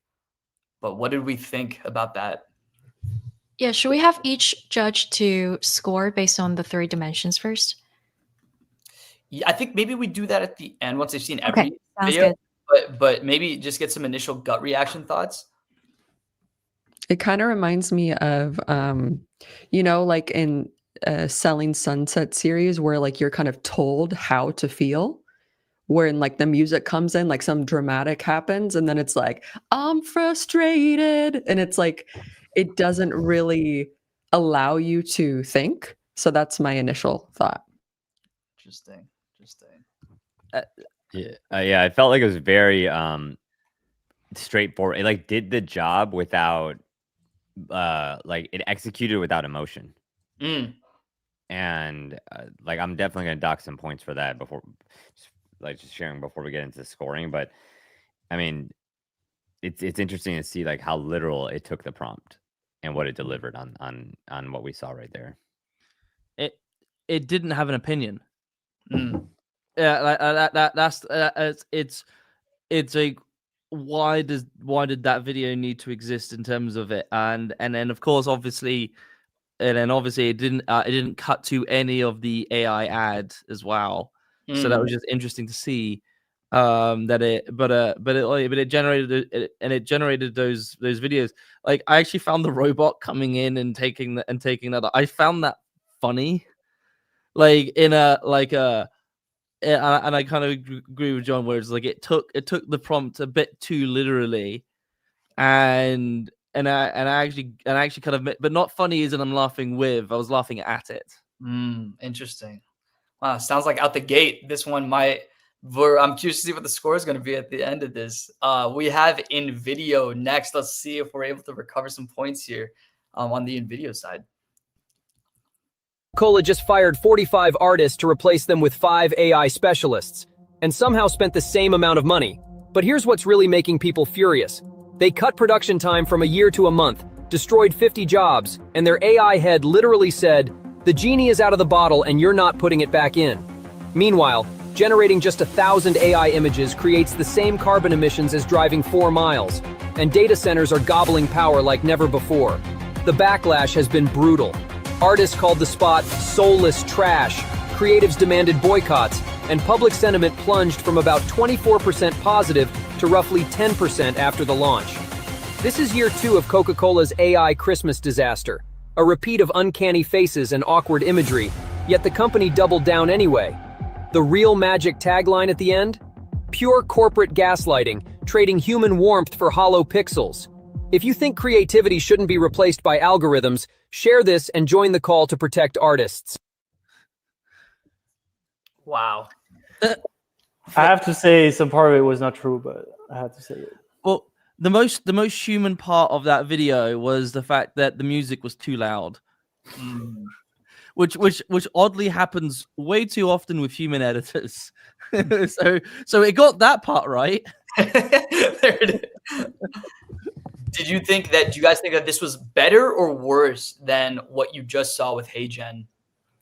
Worse. I mean, I pay attention to the editing as much as the writing because I think so much of that matters. And just I was jotting down different words. Gobbling power, like, it's like it's almost like, oh, like those are 2 words that could make sense together. But I think it's like servers are gobbling power. It's like it sounds so forced. And then the ending, like join the call to protect artists. Like, first of all, the irony. Second of all, it's like after that Black Mirror, after a 60-second like Black Mirror episode I just saw, it just feels like so ominous that it's just something that on paper and in the different equations may make sense to put in a video, but when it comes all together, not hitting. Yeah, the lip syncing was off, and immediately there's something about the AI voice that just throws me off right away when we were talking about the distrust right away. And the visuals were not real, like they weren't related when they were like, when Coca-Cola created this, and then it showed like random portraits on a screen of a robot. And I was like, this has nothing to do with what is being said. So it didn't feel like it matched. I think an interesting realization I just had is that, and because it had the AI feeling. Genuinely, my eyes glazed over. And so it was like already the video was like done for me. Like, no, this is awful. I don't want any of this information to be inserted into me. And so it was just like I didn't actually emotionally engage with it at all. I was just waiting for it to be over. And it was and a lot of that came from just the immediate like the generated video of that guy, and the movement of him was just like so AI movement, and it was so AI movement, and it just like I didn't believe it. Again, so that's the thing. Like I immediately didn't believe this video, so therefore didn't care for it, and I just wanted it to be over. Interesting. Wow, very, very interesting thoughts here. I'm curious to see what Mirage is going to look like, which is our next video that's up in the lineup. And then before we get into Agent Opus, which hopefully will be a little better than what you're seeing here. But this is Mirage's version of the topic number 1. Just used AI to do this, and the internet is furious. Their latest global ad, not made by artists, but by algorithms. People are calling it a slap in the face to human creativity. Here's why. First, Coke swapped out real filmmakers and illustrators for machine-made content. That's creative jobs gone. Second, critics argue these AI models are trained on countless artists' work, often without consent or credit. Imagine your art fueling a billion-dollar brand and you get nothing. Third, Coke's whole pitch is real magic, but now they're selling synthetic stories. Many say it feels fake, like being tricked by a deep fake. Fourth, the timing couldn't be worse. In a shaky creator economy, this looks like cost-cutting and trend-chasing, not craft. And let's be real, the visuals, slick but soulless. If you think Coke crossed a line, drop your thoughts below. Should brands ditch real artists? What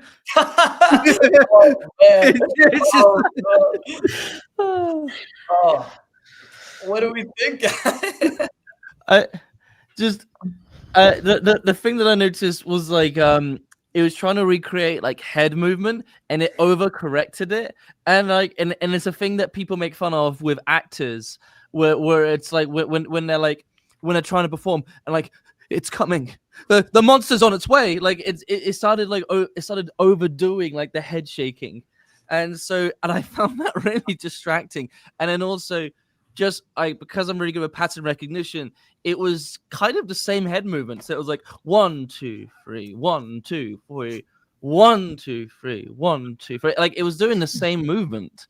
It was just like, and then it just cut off at the end. Oh my gosh. Yeah, I do. Oh, sorry. Go ahead. Go ahead, Rebecca. Go ahead. Okay, yeah, I do want to call out that I think in a lot of the demo videos created by Mirage, their official channel, you would see B-rolls. In this sense, it's only A-roll, the AI avatar. I actually didn't know. Maybe it's user's fault. Maybe I used it wrong. But I've been testing out the product for over a week. I didn't really find any, entrance that allows me to create videos with actual B-roll. So that's the reason why you will only see this result. Yeah, back to you, Kelsey. Thank you.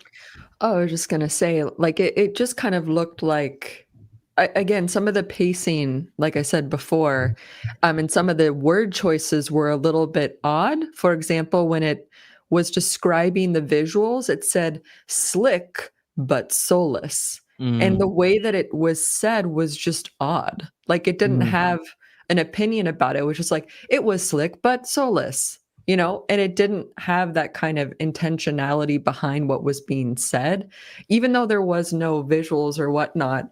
The whole time I was like looking, I was like, what's happening with his face, So it kind of threw me off because I knew that it was AI. And again, it's you can't really judge too much of the technical aspects of like B-roll coming in because there was none of that there. But it's still kind of that strange way of pacing delivery. And so, it would just kind of throw me off from the get-go there. Yeah. It is an interesting commentary about how when there is no B-roll, like you could spot inconsistencies or flaws in like a talking head. Like Hayden, I wonder if you may have picked up on that pattern, if there's like B-roll coming in and splicing in. So I'm glad, Rebecca, you pointed that out. I actually thought that the speaking, I think there's a differentiation between like the speaking of the words and the words themselves. I actually thought the words themselves were much better than the last AI video. I mean, sleeks but soulless, not the best line, but I got to give the AI a little bit of props for some alliteration there. There's a lot of words they could have chosen. I that shows a thoughtfulness that I would have been curious to see more iterations of. And then real magic versus synthetic stories. I thought there were some good lines, not delivered well, but better and improvement upon the last video that we saw. Yeah, very, very interesting. Yeah, well, I mean, it sounds like we're getting a lot of the same themes here with the last sort of 3 big AI like companies and rendered videos. Now it's the moment of truth. Let's see if Agent Opus can outperform what we just saw. I have something to say before. Yeah. It's a one shot. Like, I couldn't edit it. Like, what you have is the prompt, and I said enter, and that's it. That was I so. do have to Was, say also, was that, Rebecca used the same prompt as I did. So then, yes, I did. So then some of the script is the same sometimes. So the real question is, was what Ruben just said, was that a preemptive backtrack, or was that a hey, look how good it is, you know? But that explaining. It felt to me like a preemptive backtrack. Let's see. Let's see. I'm curious. Let's get Agent Opus on the hot seat.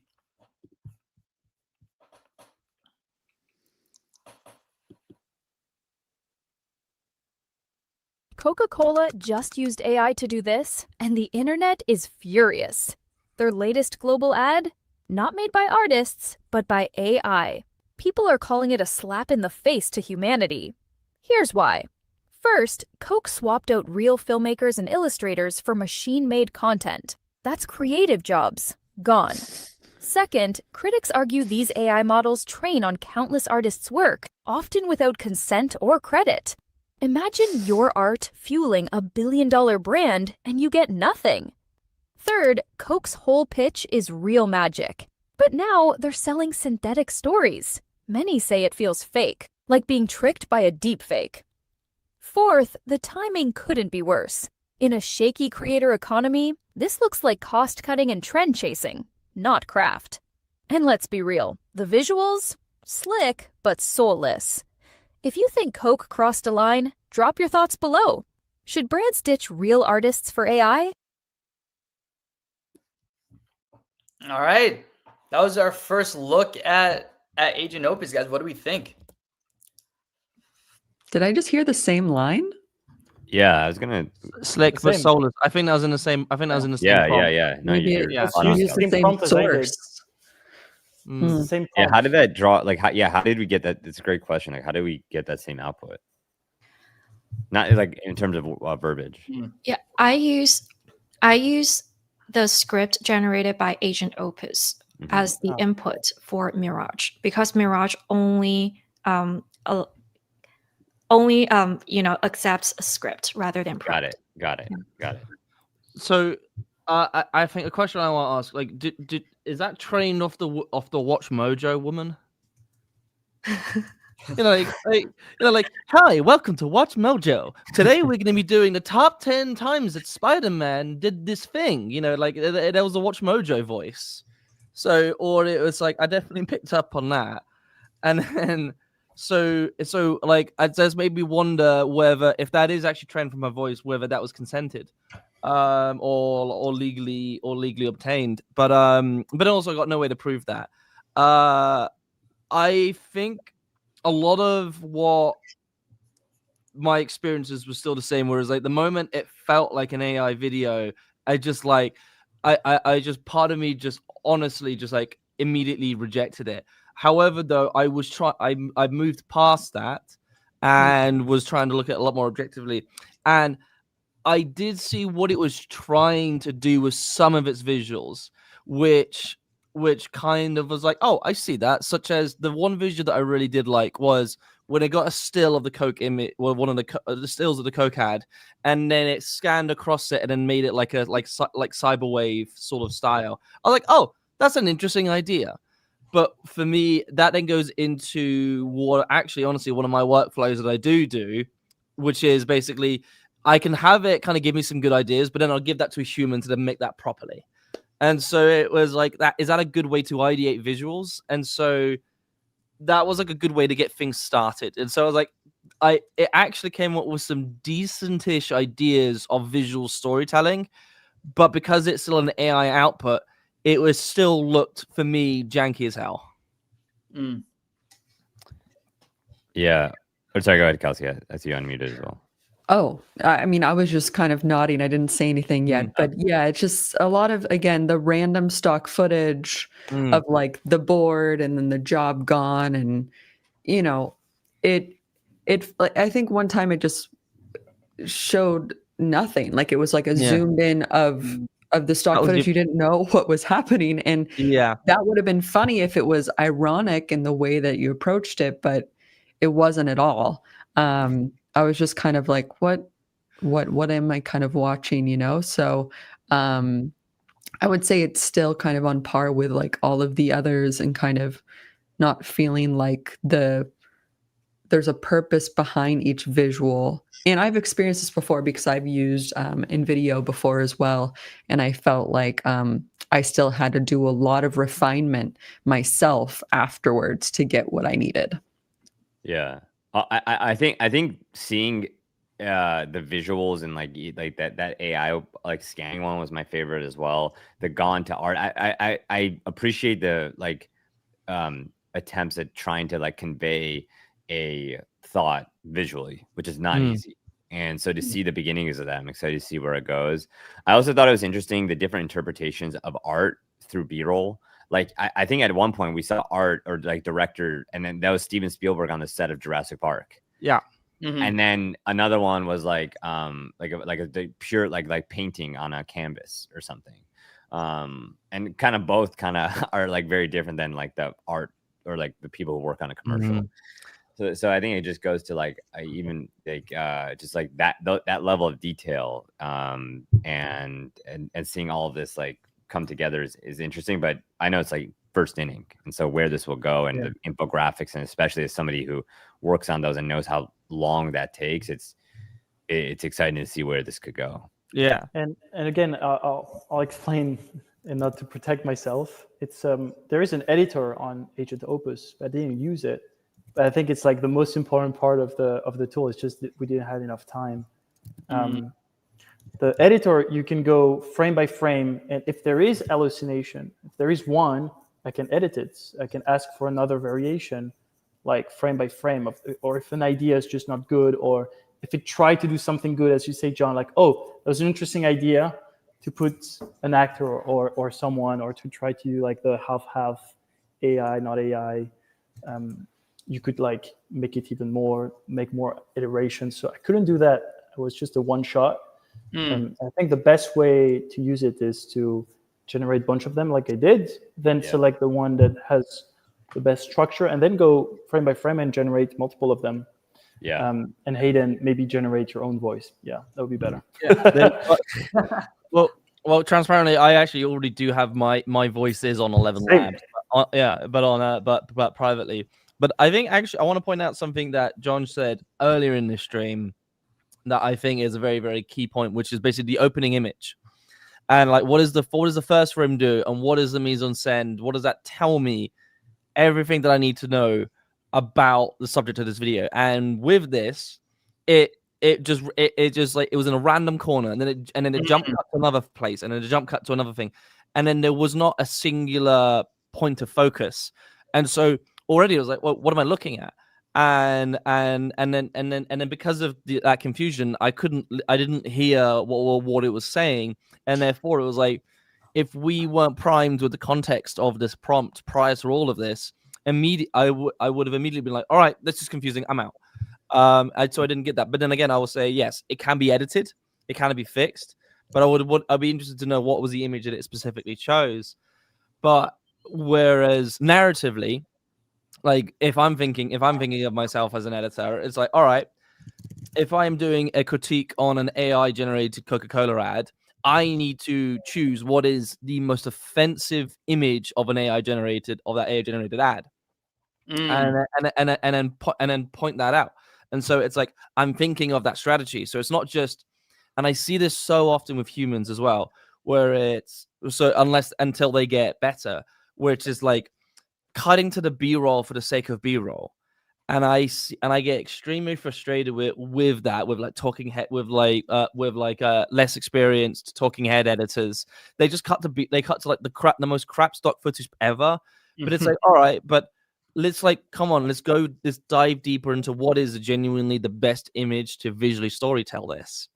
And I kind of was feeling that with this as well, where it was just B-roll for the sake of B-roll. The best example was it was smart enough to cut to finding Steven Spielberg, who as an image of himself, he is predominantly like the face of directing still to this day, and in terms of like general mass knowledge. But then it just cut to a random influencer, and then jump cut to a random different part, and then it stayed on it for way too long. It's like if you're going with that strategy, go to Steven Spielberg and then cut to maybe Kai Cenat or KSI or Logan Paul or Mr. Beast. It's like you got to be thinking proactively in that sort of strategy. And it's with all of these things that I've seen so far, it is still just B-roll for the sake of B-roll. And a lot of it still gives me that cheap stock footage feeling. Just because you can cut to stock footage doesn't mean it's actually any good. You need to be telling a good, effective story at the same time. And all of them have hit just B-roll for the sake of B-roll right now. Gotcha. Yeah, no, it makes a lot of sense. I mean, with that, we also, like these are a lot of like really interesting points. This is the first one out the gate. So I'm curious to see how you're going to see the difference between the human side of things versus Agent Opus, and see if we have better stabs with the AI there. And because they had more selective choices when it came to like the ones that they exported. We want to get the quick voting in for this battle for like AI versus AI. And then we'll move in to the human editors against some of the AI, like the Agent Opus exports that we have.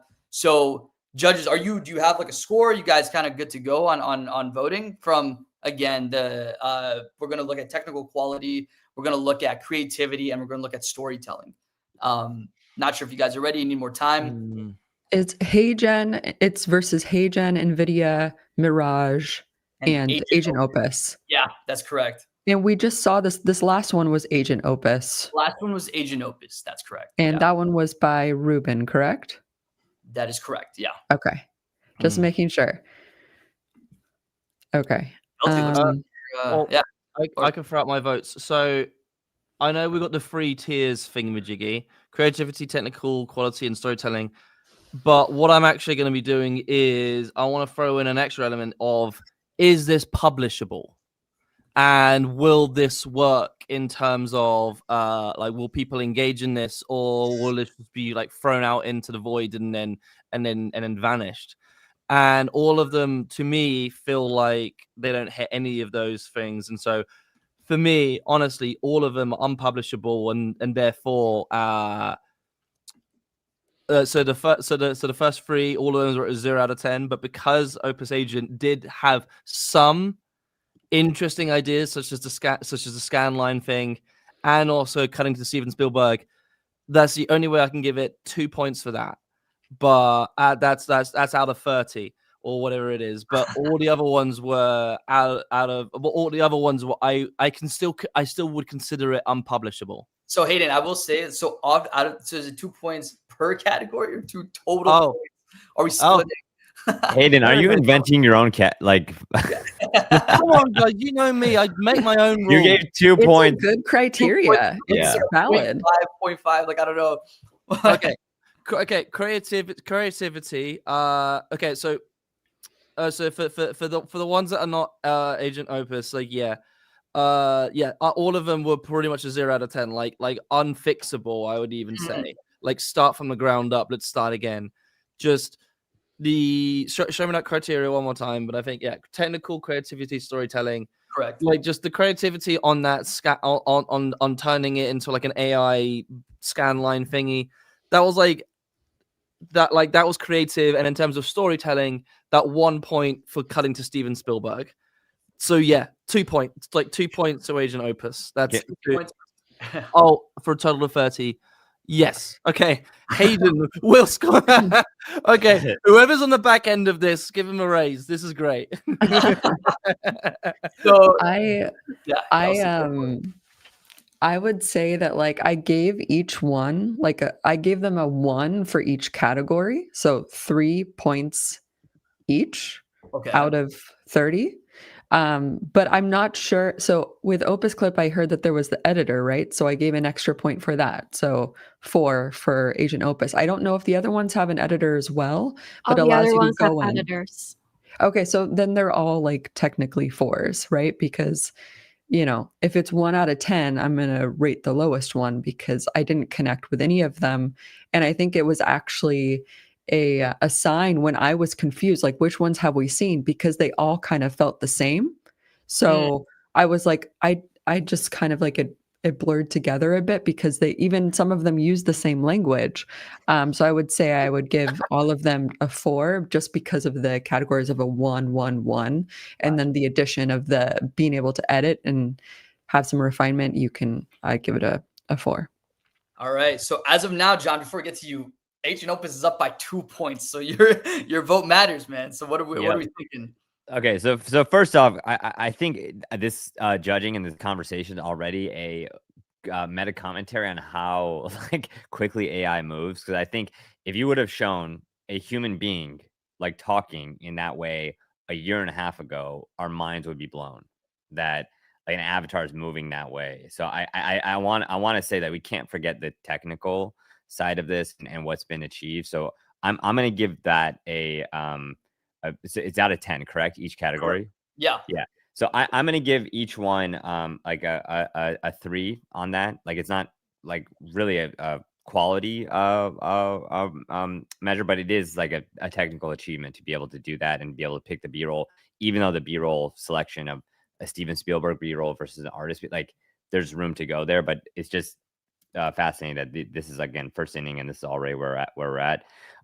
Storytelling, I'm gonna give that 0 because there's no rhyme or reason to where it was going. I did think because Agent Opus 0 for the first 2, I did think because Agent Opus delivered the script that one of the other ones used, and I did think again some of the questions and then the alliteration, there is some storytelling that goes into that. I'll give Agent Opus a 1 on that scripting going into storytelling. So if you add those all up together, it's basically a 3, a 3, and a 4. All right. Okay. So that's the final conclusion. So pretty much Agent Opus takes the cake by 3 points, 10 versus 7 for the rest of the AI tools, which is not bad. But I know the moment we've all been waiting for. We want to see the humans versus AI. Let's get right into it without wasting any time. Let's jump into Sebastian's video first. We'll start with the Coca-Cola one, and then we'll move into topic 2 after. Let's see it. The biggest soda brand on the planet just dropped an AI commercial and the internet tore it apart in minutes. Now I study how brands use AI, so here's what actually happened. Coke launched an AI-powered Christmas ad across 80 countries. And the idea was simple: mix live action with AI-generated moments to reinvent their holiday storytelling. A lot of those AI shots got major backlash on the internet. Business Insider pointed out glitches, NBC covered backlash, and the Wall Street Journal said Coke basically injected AI straight into its iconic holidays are coming spot. And this is a tension every brand faces right now. AI can scale production and speed up global campaigns, but one bad frame can turn a polished ad into a meme. But what do you think of all of this? Is AI ruining creativity? Wow. Okay, Sebastian. Okay. Judges, what are we thinking? Initial thoughts.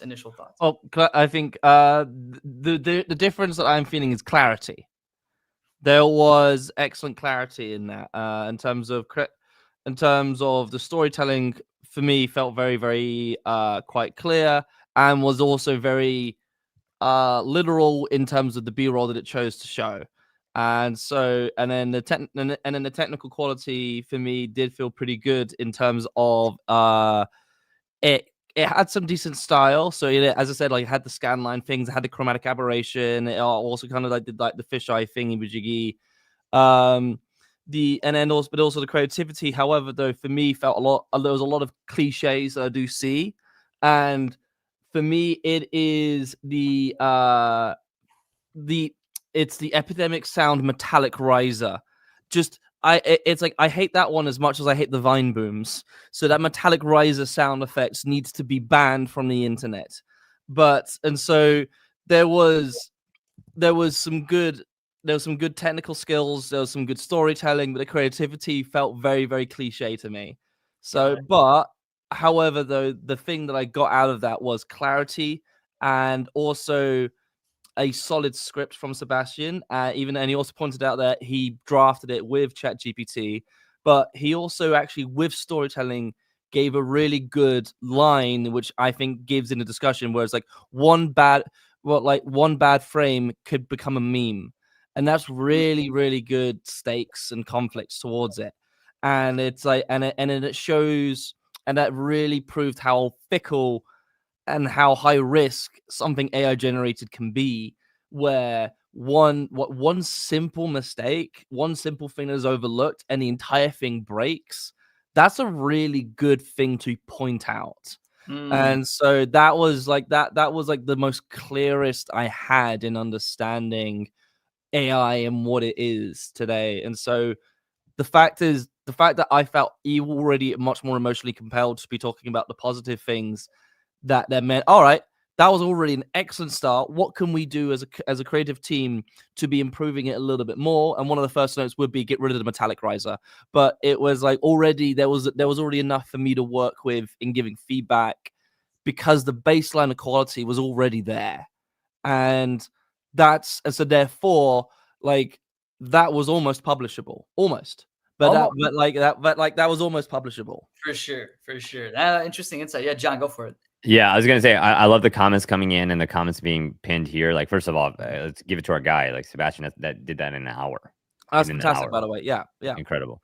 I love the sense of feeling that this matters in culture, and the way you achieve that through a lot of the commentary, the news headlines. Like, it just felt like I'm watching a video that's part of the zeitgeist, and I think that's such an important thing, because it's like the number one thing, which I mentioned earlier, that I'd be looking for is like, okay, speak to my BS detector. Like, why do I care about this? Why am I going to stop my scroll? And I felt like you addressed that. I don't know if we want to get into the scoring now or later, but I thought the thing that could have used more work is like, I forget what the opening was, and maybe that tells you everything you need to know, because the question or the prompt or whatever it was at the start, I felt like wasn't as strong as your ending. And I don't know how many people will get there to see the ending given that. So I would have liked to see a stronger first frame. And also, Sebastian, you're very good at delivery. I would have liked to see you on camera. If I recall, the first frame that you started with was pure graphics. I may be mistaken, as that was like a pretty fast edit, but I would have liked to see you on there at least as a split screen, which you did later on. But yeah, overall, really strong, and I have more thoughts I could get into than judging, but yeah, want to keep it concise. Good work. I just wanted to add to that. So obviously, awesome work, Seb. That was great. I think one thing that stood out so clearly here is that the visuals lined up technically with what was being said. Yep. And that was the thing that threw me off so much with the AI generated clips, is that it just didn't make sense. It was just randomly, like, almost felt like clip art, from Microsoft Word coming in. And this was like, commenting on the visuals from the ad itself and showing it. And you even had a split screen showing what was being said. And so we had something to look at and think about and form an opinion on. And you even asked at the end, what do you think about it? And that's creating the conversation online. If we're talking about social media content, you're trying to create conversation and get engagement on the video. And that was something that was lacking on the AI generated videos. So great work, Seb. Great work. Yeah, this is interesting. We're gonna yeah, Hayden, go. I was gonna say, well, an interesting observation I've had is it kind of also showcases our expectations of AI versus human, and so we see what Sebastian did in terms of like, wow, you did that in an hour, wow, and then we look at AI and it's like, oh, you did that in an hour. It's like it's kind of an interesting comparison where it's like, to an extent, giving AI an hour, it's like we actually had, to an extent, higher expectations. It was because it had an hour to be doing supposedly so much more, but it actually ended up becoming, from what we saw, an absolute mess. And so it's actually kind of interesting, but then seeing a human do that in an hour, it was incredibly impressive. And so that's an interesting feeling that I've just noticed in myself. Yeah, no, it's a very, very good point. Speaking of getting into the human stuff, Daniel, let's jump into Daniel's video for again in human video. Let's go, Danny boy. All right. Christopher Kringle was the son of Dingle Kringle, a humble toy maker who lived at the North Pole and dreamed of his son following in his footsteps. But Chris didn't want to make toys. He wanted to make music. He dreamed of seeing his face on the cover of Rolling Stone magazine. Chris spent hours working on his demo tapes that he sent off to the local North Pole radio station, but they wouldn't play his music. They said it just didn't sound like Christmas. So Chris came up with a plan. In his village, every Christmas, families gathered together to celebrate the birth of Christ. So Chris decided to sneak into their homes the night before and stick his demo tape into the stockings that they hung by the fireplace to dry. He even changed his name to something that sounded more magical and mysterious. Santa Claus. Chris wrapped each of his demo tapes complete with a little wooden toy from his father's shop, and it worked. Chris began hearing his music played from people's homes everywhere. The name Santa Claus became synonymous with Christmas, and his music started taking over the world. But with every hero story, there's always a villain. An evil princess who wanted to ruin Christmas started making music that hurt the ears of every little boy and girl. But that's a story for another time. Wow. Okay, Daniel. Okay. What are we thinking about that? That was interesting. That was hard. That was hard, man.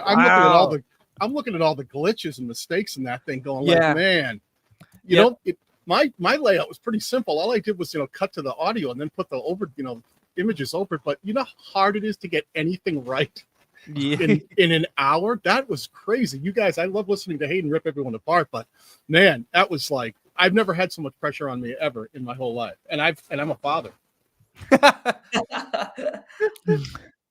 Wow. So for me, I think there definitely was a bunch of dead frames and random like one frame glitches here and there. But again, but I still had that feeling of impressive that was something that was drafted in an hour. And then again, we still had some sorry. Excuse me, we still had some of those sort of AI generated images, but I could tell that a human element was put back in, such as because in terms of making jokes with the images, such as putting him on a Rolling Stones cover, it was that's to an extent, I would imagine it as a human thinking of the joke, and then you would prompt AI to then give you that output, or you jumped into Photoshop to do that. I felt that sort of human ideation thinking. And then what else did I like about it? I think for me, my attention definitely faded halfway through, where I didn't feel a decent progression of the story. But then I think, but then picked back up nearer towards the end, and so I would have scrolled off. Unagi Attack really hates me. It's really funny.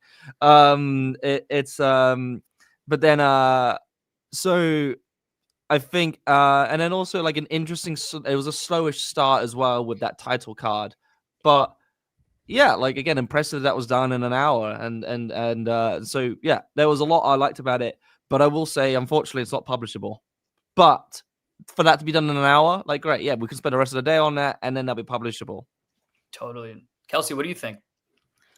Yeah, I would say, obviously, Dan, great setup and telling the story. Did you choose the different prompt? Is that what I understood from the others about the story of Santa Claus? Is that how it worked? Okay. I think some of the images, if you had more time, you could have brought in a little bit more imagery in there to tell the story. I did get a little bit lost at one moment with the part when he left the the present there, and maybe honing in on that a little bit more in the beginning, or setting it up a little bit better, I would have understood it a little bit more. But overall, like, I liked it was a cohesive vibe. So it was consistent technically throughout. Just a little bit more work, as Hayden said, to get it to that publishing point. But I wasn't like a random thing came in that I was unexpected or anything like that. It felt consistent, and I got the vibe. Just a bit more work there. Right on. Yeah, I wanted to just say, Daniel, just knowing your content and getting to know you, I feel like anytime you put your spin on it, it's always going to be fun. And I felt like I was having fun, like watching that and just seeing your take on it. Yeah, it was interesting to see like you going all in with the costume again. I got to give a lot of props to that. I thought it was interesting, and maybe this is a takeaway for all the folks in the audience as well, that usually your beginning and your better intro is in your ending. Because I thought that you left us with a question with like, and that's a story for another time about how Mariah Carey took over. But it would have been interesting. Like, here's like the Mariah Carey before Mariah Carey, or like something to like bring in that name and that cultural relevance of people who know Mariah Carey. Versus, I thought that here's the real story of Santa Claus or Kris Kringle, how it was opened. Immediately, people are going to go, why do I care? You know, even if it's a bit of a joke and it's told tongue in cheek. Like, I felt like if there's something about Mariah Carey, given the topical nature of that and her song being so relevant right now, it would have hit even harder. But overall, I really see the effort behind it, especially within an hour. And I can share more thoughts when we get into scoring. But good job. Yeah, judges, get your scorecards ready. We have one more video to get through, which is Dan's video, the other Dan. And a reminder for the audience, guys, make sure you cast your vote on who you think is going to win. Because again, after this, we're going to be pulling out the 5K winner pretty soon. So make sure you get that ready. The QR code will be on the top right screen. And it's also going to be pinned in the YouTube live stream as well. Dan. I'm sweating, dude. It is time. It is time. And as a reminder, guys, Dan was team AI, so he's using Agent Opus.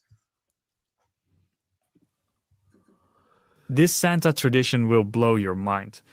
Everyone thinks Santa comes from the North Pole, right? Wrong. The real Santa actually sails from Spain every November with a crew of helpers. Meet Sinterklaas, the original Santa from the Netherlands. He doesn't sneak down chimneys. He literally arrives by steamboat from Spain with his helpers, and kids leave their shoes out instead of hanging stockings. But here's where it gets crazy. In Russia, their Santa is called Ded Moroz, and he doesn't come at Christmas. He shows up on New Year's Eve with his granddaughter, and instead of elves, she helps him deliver presents. And in Italy, forget Santa entirely. They have La Befana, a witch who flies on a broomstick and fills stockings on January 6th. Here's what's wild. Every culture basically took the same idea and made it their own. Same winter magic, completely different story. Your Santa tradition isn't universal. It's uniquely yours. What Santa tradition did you grow up with? Comment below, I bet it's different from mine. Interesting. Very interesting. Sinterklaas. Nice Netherlands reference. This is great. Yeah, I wanted to teach you guys a bit of Dutch history as well. Honestly, the pacing, Dan, was great. Like it did feel like you were an elf telling me a story a little bit there compared to the other AI generations. I was impressed by that outfit. Like I was like, oh, it's in sync compared to some of the other ones. It felt a little bit softer of a pacing, right? It gave some time for breathing throughout, which was interesting to learn. And I did learn a few things in that. Awesome. I think that comes down to my voice sample that I gave it. Like I don't talk that fast, so it used my voice sample. And by the way, I'm also curious, like, does it sound like me, or did you find that it gave me an accent, or did you find like from that 1 minute sample that I gave it that it sounded decently, or it not did that great? I felt the AI voice, but I also felt you in it, which is like 11 Labs does the same thing for me in my voice. Like, it has the AI twinge, but it actually gets my voice 75% there. I would say actually this was the best output that I have seen of an AI video so far, and then a lot of it was also just the fact that it was cutting to you as a person and knowing that you do exist, unless they do reveal at some point that you have been an AI avatar this whole time. But like because you were there and it was you, and I know that you exist, like it actually had a lot more to work with, but it still has that same issue that I'm seeing where it was moving you around, but yet you were really stiff. Like I'm seeing that with a lot of these things. Like, and I remember like the head bopping thing. It's like it's trying too hard to mimic human movement, but then doesn't move the rest of the body. And so I still felt the AI feeling towards it, but actually because of that, but because it did have what I'm now beginning to see and realize now is that actually since it had a lot more of you to work with, it actually was a lot more confident in what it outputted. And that was an interesting thing for me to notice in that one. And again, I will still would like to fact check a lot of it, but that was still pretty, that was the best output that I've seen from any of the AI things. And I do believe it's because I had the most amount of human input to begin with. Yeah. Wow. Well, I'll also Did add you really guys quick. expect that? Yeah, just looking through the comments, like I see Roselle Perkins said, I like the layout and split screens. And I think that speaks so much to how formatting can help, because just thinking about what we've seen so far, we've seen an AI avatar full screen. We're beginning to pick up on patterns and inconsistencies, and that starts to feel fake. We've seen full screen on the other side of the spectrum of just B-roll going through in graphics, and a lot of folks have like pointed out the shortcomings of that. But then here we have a split screen for the majority of the video, and it's almost a balance of like, hey, there's enough to look at without finding the inconsistencies that may appear if one of those was full screen. So I thought that was interesting. I have notes. I know we want to keep on time here that I'll share in the judging category, but want to share the overall thought and say good job. Nice. Yeah, that was really awesome. And as a reminder, guys, we're going to be judging off of creativity, technical quality, storytelling, and Hayden's add-on. Is it publishable? Which is a bonus category just for Hayden. Judges, how are we feeling? Are we ready to give some scoring? Yep. Just another 10 seconds. Another 10 seconds. Another 10 seconds. Okay, well, these guys were professional in writing it down. I'm just going by just feeling. Show me that criteria again. So I think creativity in terms of narrative, storytelling. Let's start with Sebastian's video first, and then we'll go to Daniel's and then Dan. So let's start with Sebastian. Okay, I think I already was saying it earlier. So like creativity, I think was limiting because it hit a lot of cliches. But technical quality, I did find. So creativity, I give that a 5 out of 10. Technical quality, again, excellent execution on all of it. I would give that 8 out of 10. Storytelling, I would give that also an 8 out of 10. And publishable, like if we were in a rush and that was what we had, that's what we had time for. Yes, I would consider it publishable. Wow. Wait, is this for Sebastian? I guess it's Sebastian? okay. Yeah, that's what I just heard. Oh man! All right, Jon.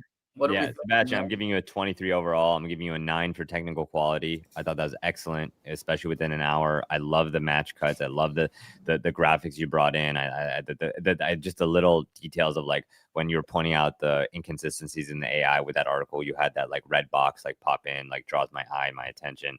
I give that a 9. Out of the storytelling, I gave it a 7. I thought again, I like You Made Me Care. I like that you showed it was in the zeitgeist. I just would have I think with that, it would have been interesting if you could have brought in like the most obvious example right now is like Coke versus Apple in terms of Coke using AI and Apple going through that painstakingly long process of having their new Apple TV logo made by hand. And I would have loved to see a point of contrast to tell me that story in an interesting way, and just speak to it in the context, not just how it happened. And creativity, I think like this is hard to do within an hour, especially with talking head. But I wish you would have like maybe switched context, or like we could have like we were in your studio, or you know, we were outside. I know it's very hard to do, and switching context while adding in all these graphics. But if somehow you found a way to do that, I would have given more scores. But still, high marks all around, 977 for a total of 23. Right on. All right, Kelsey, let's hear it. Unmuting here. And we're just scoring Sebs right now, correct? Correct. Just okay. Sebs. For again, I did agree with Hayden a bit about, you know, the storytelling kind of falling down a little bit of kind of the same themes as some of the other videos. So, but it still was well executed. So I gave it an 8. For creative, I gave it, well, sorry, switch that around. Your storytelling is great. The cliche of it falling down that same sort of creative that the other AI tools did, I gave it a 6 for creative. And then for technical, I gave it a 9. Because I knew that you could have improved it a little bit more, but it was almost like a full 10 for me. I felt like you really know what you're doing. You know, the quality of the video was great. The way that you can match cut, you know what you're doing. So I would have given you more on creative, like Jon was saying, if you know, maybe change it up a little bit more in the locations, but really, really good. You should be proud. Okay, right on. And we'll reveal the final scores at the end. But let's go to Daniel's score. Again, Daniel was on the human editing side of things. We'll kind of go down the horn one more time. So Hayden, we can start with you on your criteria. There we go. For Daniel, I think just creativity in terms of telling the story. I did like that, and like such as the moments of him in the Rolling Stones. Technical quality. I think I also want to bring back the thing that I mentioned earlier, where, and I guess it also kind of goes with the storytelling, is that the fact that just Daniel's shot just had that 3D feel to it. You know, it was just because of the lighting and the framing, and even just with the set design, it was just like that looked real, and I liked that. And so I think like that's actually a huge thing in technical quality. Storytelling, I think it could have had better clarity, and I did feel the pacing slow down in the middle of it. But and then of course still needed more time to be publishable. But I would still give that that all of that can be fixed. And all of that can be worked on, and so it's not publishable, but I would still give that a 15 out of 30. Gotcha. All right. It's not publishable, but I give that an F. But it can be publishable. That's what I mean. God. Like I saw the potential for it to be publishable. Yeah. Was it because of the AI images? Yeah, it's. I think the AI image is like, but then he was trying to add in animations on top of it, and so like it just with more time it would have been publishable, and so I saw the potential for it rather than You said what you said. You said what you said. Oh yeah. All right, Jon, what do we think, man? I'm messing with you. I don't know if I'm roasting the contestants or just Hayden, but we've both been trying to be like the ultimate roasters, and so I've been loving this competition. No, you win there. You win. I got it. Yeah. Okay, so going through, Daniel, I'm giving you a 6 for technical quality, a 5 for storytelling, and a 7 for creativity. I wanted to break down those very quickly and then give the mic to Kelsey. Technical quality, I got to give you a lot of props for your production, not just your post-production. Like I thought the way you set up that shot to the point of Hayden about the 3D depth, like I thought that was great, and that's not easy to do. And having your own studio and your thoughtfulness, like that shot looked great. The storytelling, again, like I mentioned, like the do people care about the real story of this version of Kris Kringle? And is there like a reason, like almost like Sebastian brought in the cultural relevance and the zeitgeist, and even though you went down a different path and with the different prompt, I thought there was more potential there if you made Mariah Carey more of the antagonist in the storyline, which is why I only gave it a 5. Creativity, I thought 7. Like I give a lot of props for you like busting out the Santa outfit. I don't, did you buy it for this, or did you have it in your closet? No, I actually do own a Santa Oh, outfit. wow. Okay. I'm still wearing the pants right now. I didn't have time to take them off. Okay, thank you for that extra information.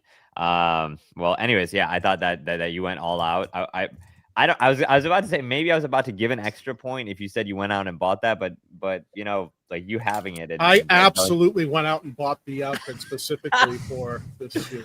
All right, let's give my man like another point there. So I think 19 overall for Mr. Daniel Claus. Perfect. That's awesome. All right, Kelsey, what are we thinking? All right, Mr. Daniel, Santa Claus. So again, like the storytelling, I agree with Jon. I gave you a 5 there. You could have workshopped it a little bit more with a bit more time. For the creative, obviously going out of your way, getting the backdrop, the suit, and then thinking about the different story elements that you included and generated and created. I gave you a 7. I felt like you could have added a little bit more there, but technically you also got a 7. You had the shots were well shot. You added some Ken Burns effect with movement. You went in and I really saw that you were paying attention to the lighting, making sure everything was cohesive. Just a little bit more time, you could have workshopped it again. And then, as Hayden said, it could have been publishable, in my opinion, with a little bit more work. Right on. Okay. All right, Daniel, nice job. Nice job to the humans. Now let's get into Dan Kieft's video. Again, Dan was part of the Agent Opus team. He was on a Team AI. Let's get into that scoring. So we'll start with you, Hayden. I have a feeling I know where this is going. Yeah, I want to reiterate that was the strongest output that I've AI output that I've seen in this video in this live stream, and so I really do want to commend on that one. That was the most impressive, and like yeah, you can be careful on how you quote me on that. Keep the context, but yes, that was impressive. I'm gonna clip this. So hold on, but then with the criteria, I think the technical aspect was impressive because of simply it had you as the voice and as the performer, and so it was impressive for that to have a level of consistency towards it. The storytelling, I would say again, it hit a couple really cliche lines. You know, I had them written down. It was like this thing will blow your mind, and so my bullshit meter going ding ding ding ding ding, and so that was losing marks for that. And then also it was like, you think this wrong? It's like just so cheap. So it does lose a lot of marks on that. But the idea of informing me of different variations of the Santa Claus was a good concept, and so I'm glad that it actually did that pretty well. So, like in terms of all of them, I've been giving all the AI outputs more or less like 0 out of 30. This one, because of those human inputs that it had to work with, I would give that one a 7 out of 30. So like that one had potential, and so like that, as I said, so that one had potential. That was the most impressive. But again, you got to keep the context on that one. If you take me out of context and put that on your website, I will riot. But it was like, and so yeah, that was the strongest output for me. And so yeah, like that was. I think I'm rambling now, but yeah, that's my points for that one. All right, 7 out of 30. Okay, it's progress. We're making our way. Yeah, I think we're warming up to it. Yeah. So that means it's publishable, right? If it had music. And then what I would do is I would have you actually go film what it did. So therefore you would, so like it presented to you a draft, and then I want you to then go actually make it, and then with the music and everything, and then that would have been publishable. Gotcha. I like that idea. Yeah. All right, Jon, let's hear it, man. All right, so I'm giving a 6, 4, and 3. So total of 13, 6 for technical quality. I thought this was the best output from AI. Still not great compared to what we've seen from the Team Human. But I thought the way you format things matters a lot. And the fact that it was split screen, I felt like that allowed us to follow two storylines and not see the inconsistencies and the shortcomings of one of them compared to the other AI output. But still 6, not great, but not bad, not bad. Storytelling, I give that a 4 because I felt like just again, that's why I harped so much in the beginning of this on the intros, the first frames, and the hooks. Like I would have loved to like see like an opening line of, did you know there's a real life Santa Claus who travels on a yacht instead of with reindeer or something like that. Like I felt like that most interesting point came at the 7 to 8 second mark, not the 0 to 1 second mark. So I would have liked to see better storytelling there. And then creativity, again, it was just, I gave that a 3 because it's just sharing facts and it wasn't sharing in an interesting way. I did think some of the facts were interesting though. Like I didn't know all the different derivations of Santa Claus in the different cultures and the way that they showed up and they did in your video, assuming that's all fact checked. But it wasn't wrapped and told in a way that just like really spoke to me. So I give that a 3 for a total of 13. Awesome. Thank All you. right. If I can add to that, Sachin, is my decision for choosing this video over the other videos that I did, where I had one where I did the storytelling myself. I wrote like the entire script myself that had more of that going into that hook that you're looking for, John. But then like I had to make the decision between like the visuals or the script, and like on the other video, the visuals weren't that great. So I had to go for this one. But ideally, if you have more time, I would just take this video and do kind of like what Hayden said as well. Like then you iron it out, improve it, and like use it as the inspiration. I think that's where we're at right now. Yeah, that makes sense. What would be exciting for me, because again, I do use AI to help me ideate thumbnails, but and so like I come up with a bunch of composition ideas. It presents a bunch to me. I went, oh yeah, that's good. And then I then give it to my thumbnail designer, and then I go and create all of the assets myself, and then off he goes.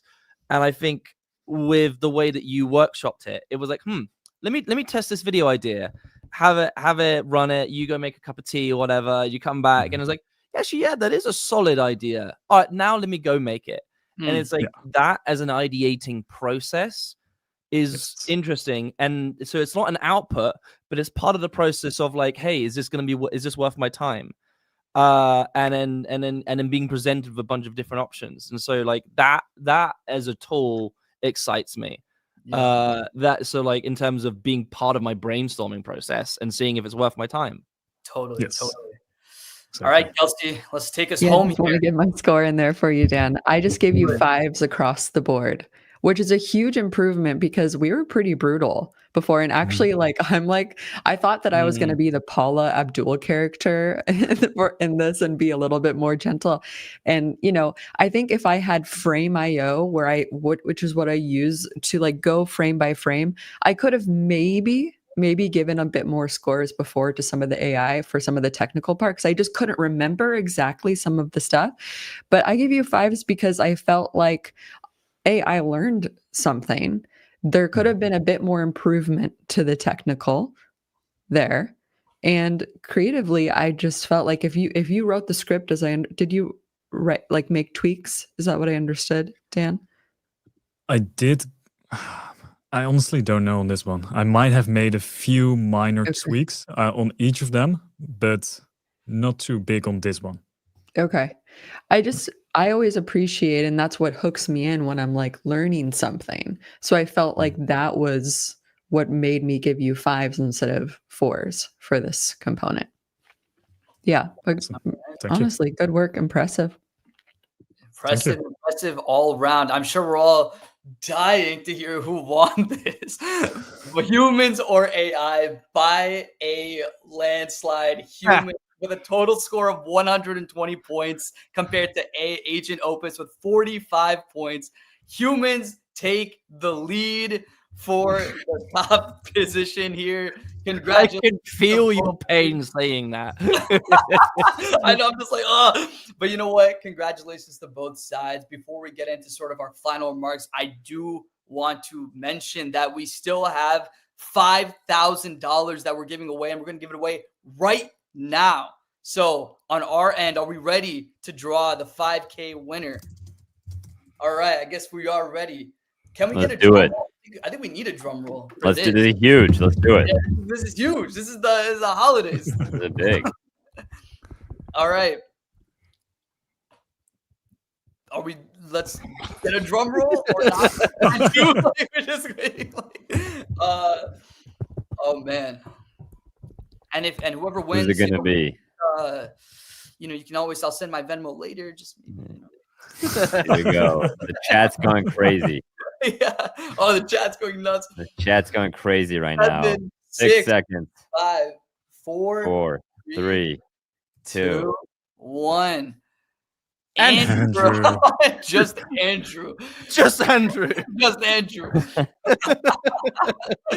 Congratulations to Andrew. Obviously, we have your email. We chose from the winning category, by the way. So the humans, whoever voted for the humans is what we chose the winner from. So congratulations, Andrew. The team will be in contact with you shortly.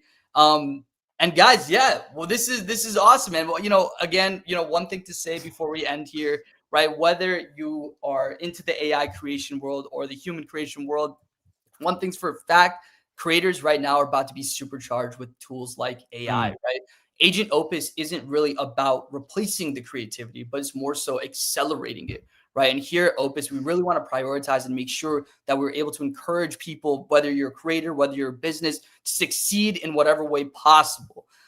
That said, Agent Opus right now is available to the public. Literally right now, when you leave this live stream, you can go to Agent Opus. You can give it a spin yourself and let us know what you think. And for those of you who won some of the credits, feel free to use them. All the videos that you saw today, plus ones that you might not have seen, will be published on our social media as well as our website.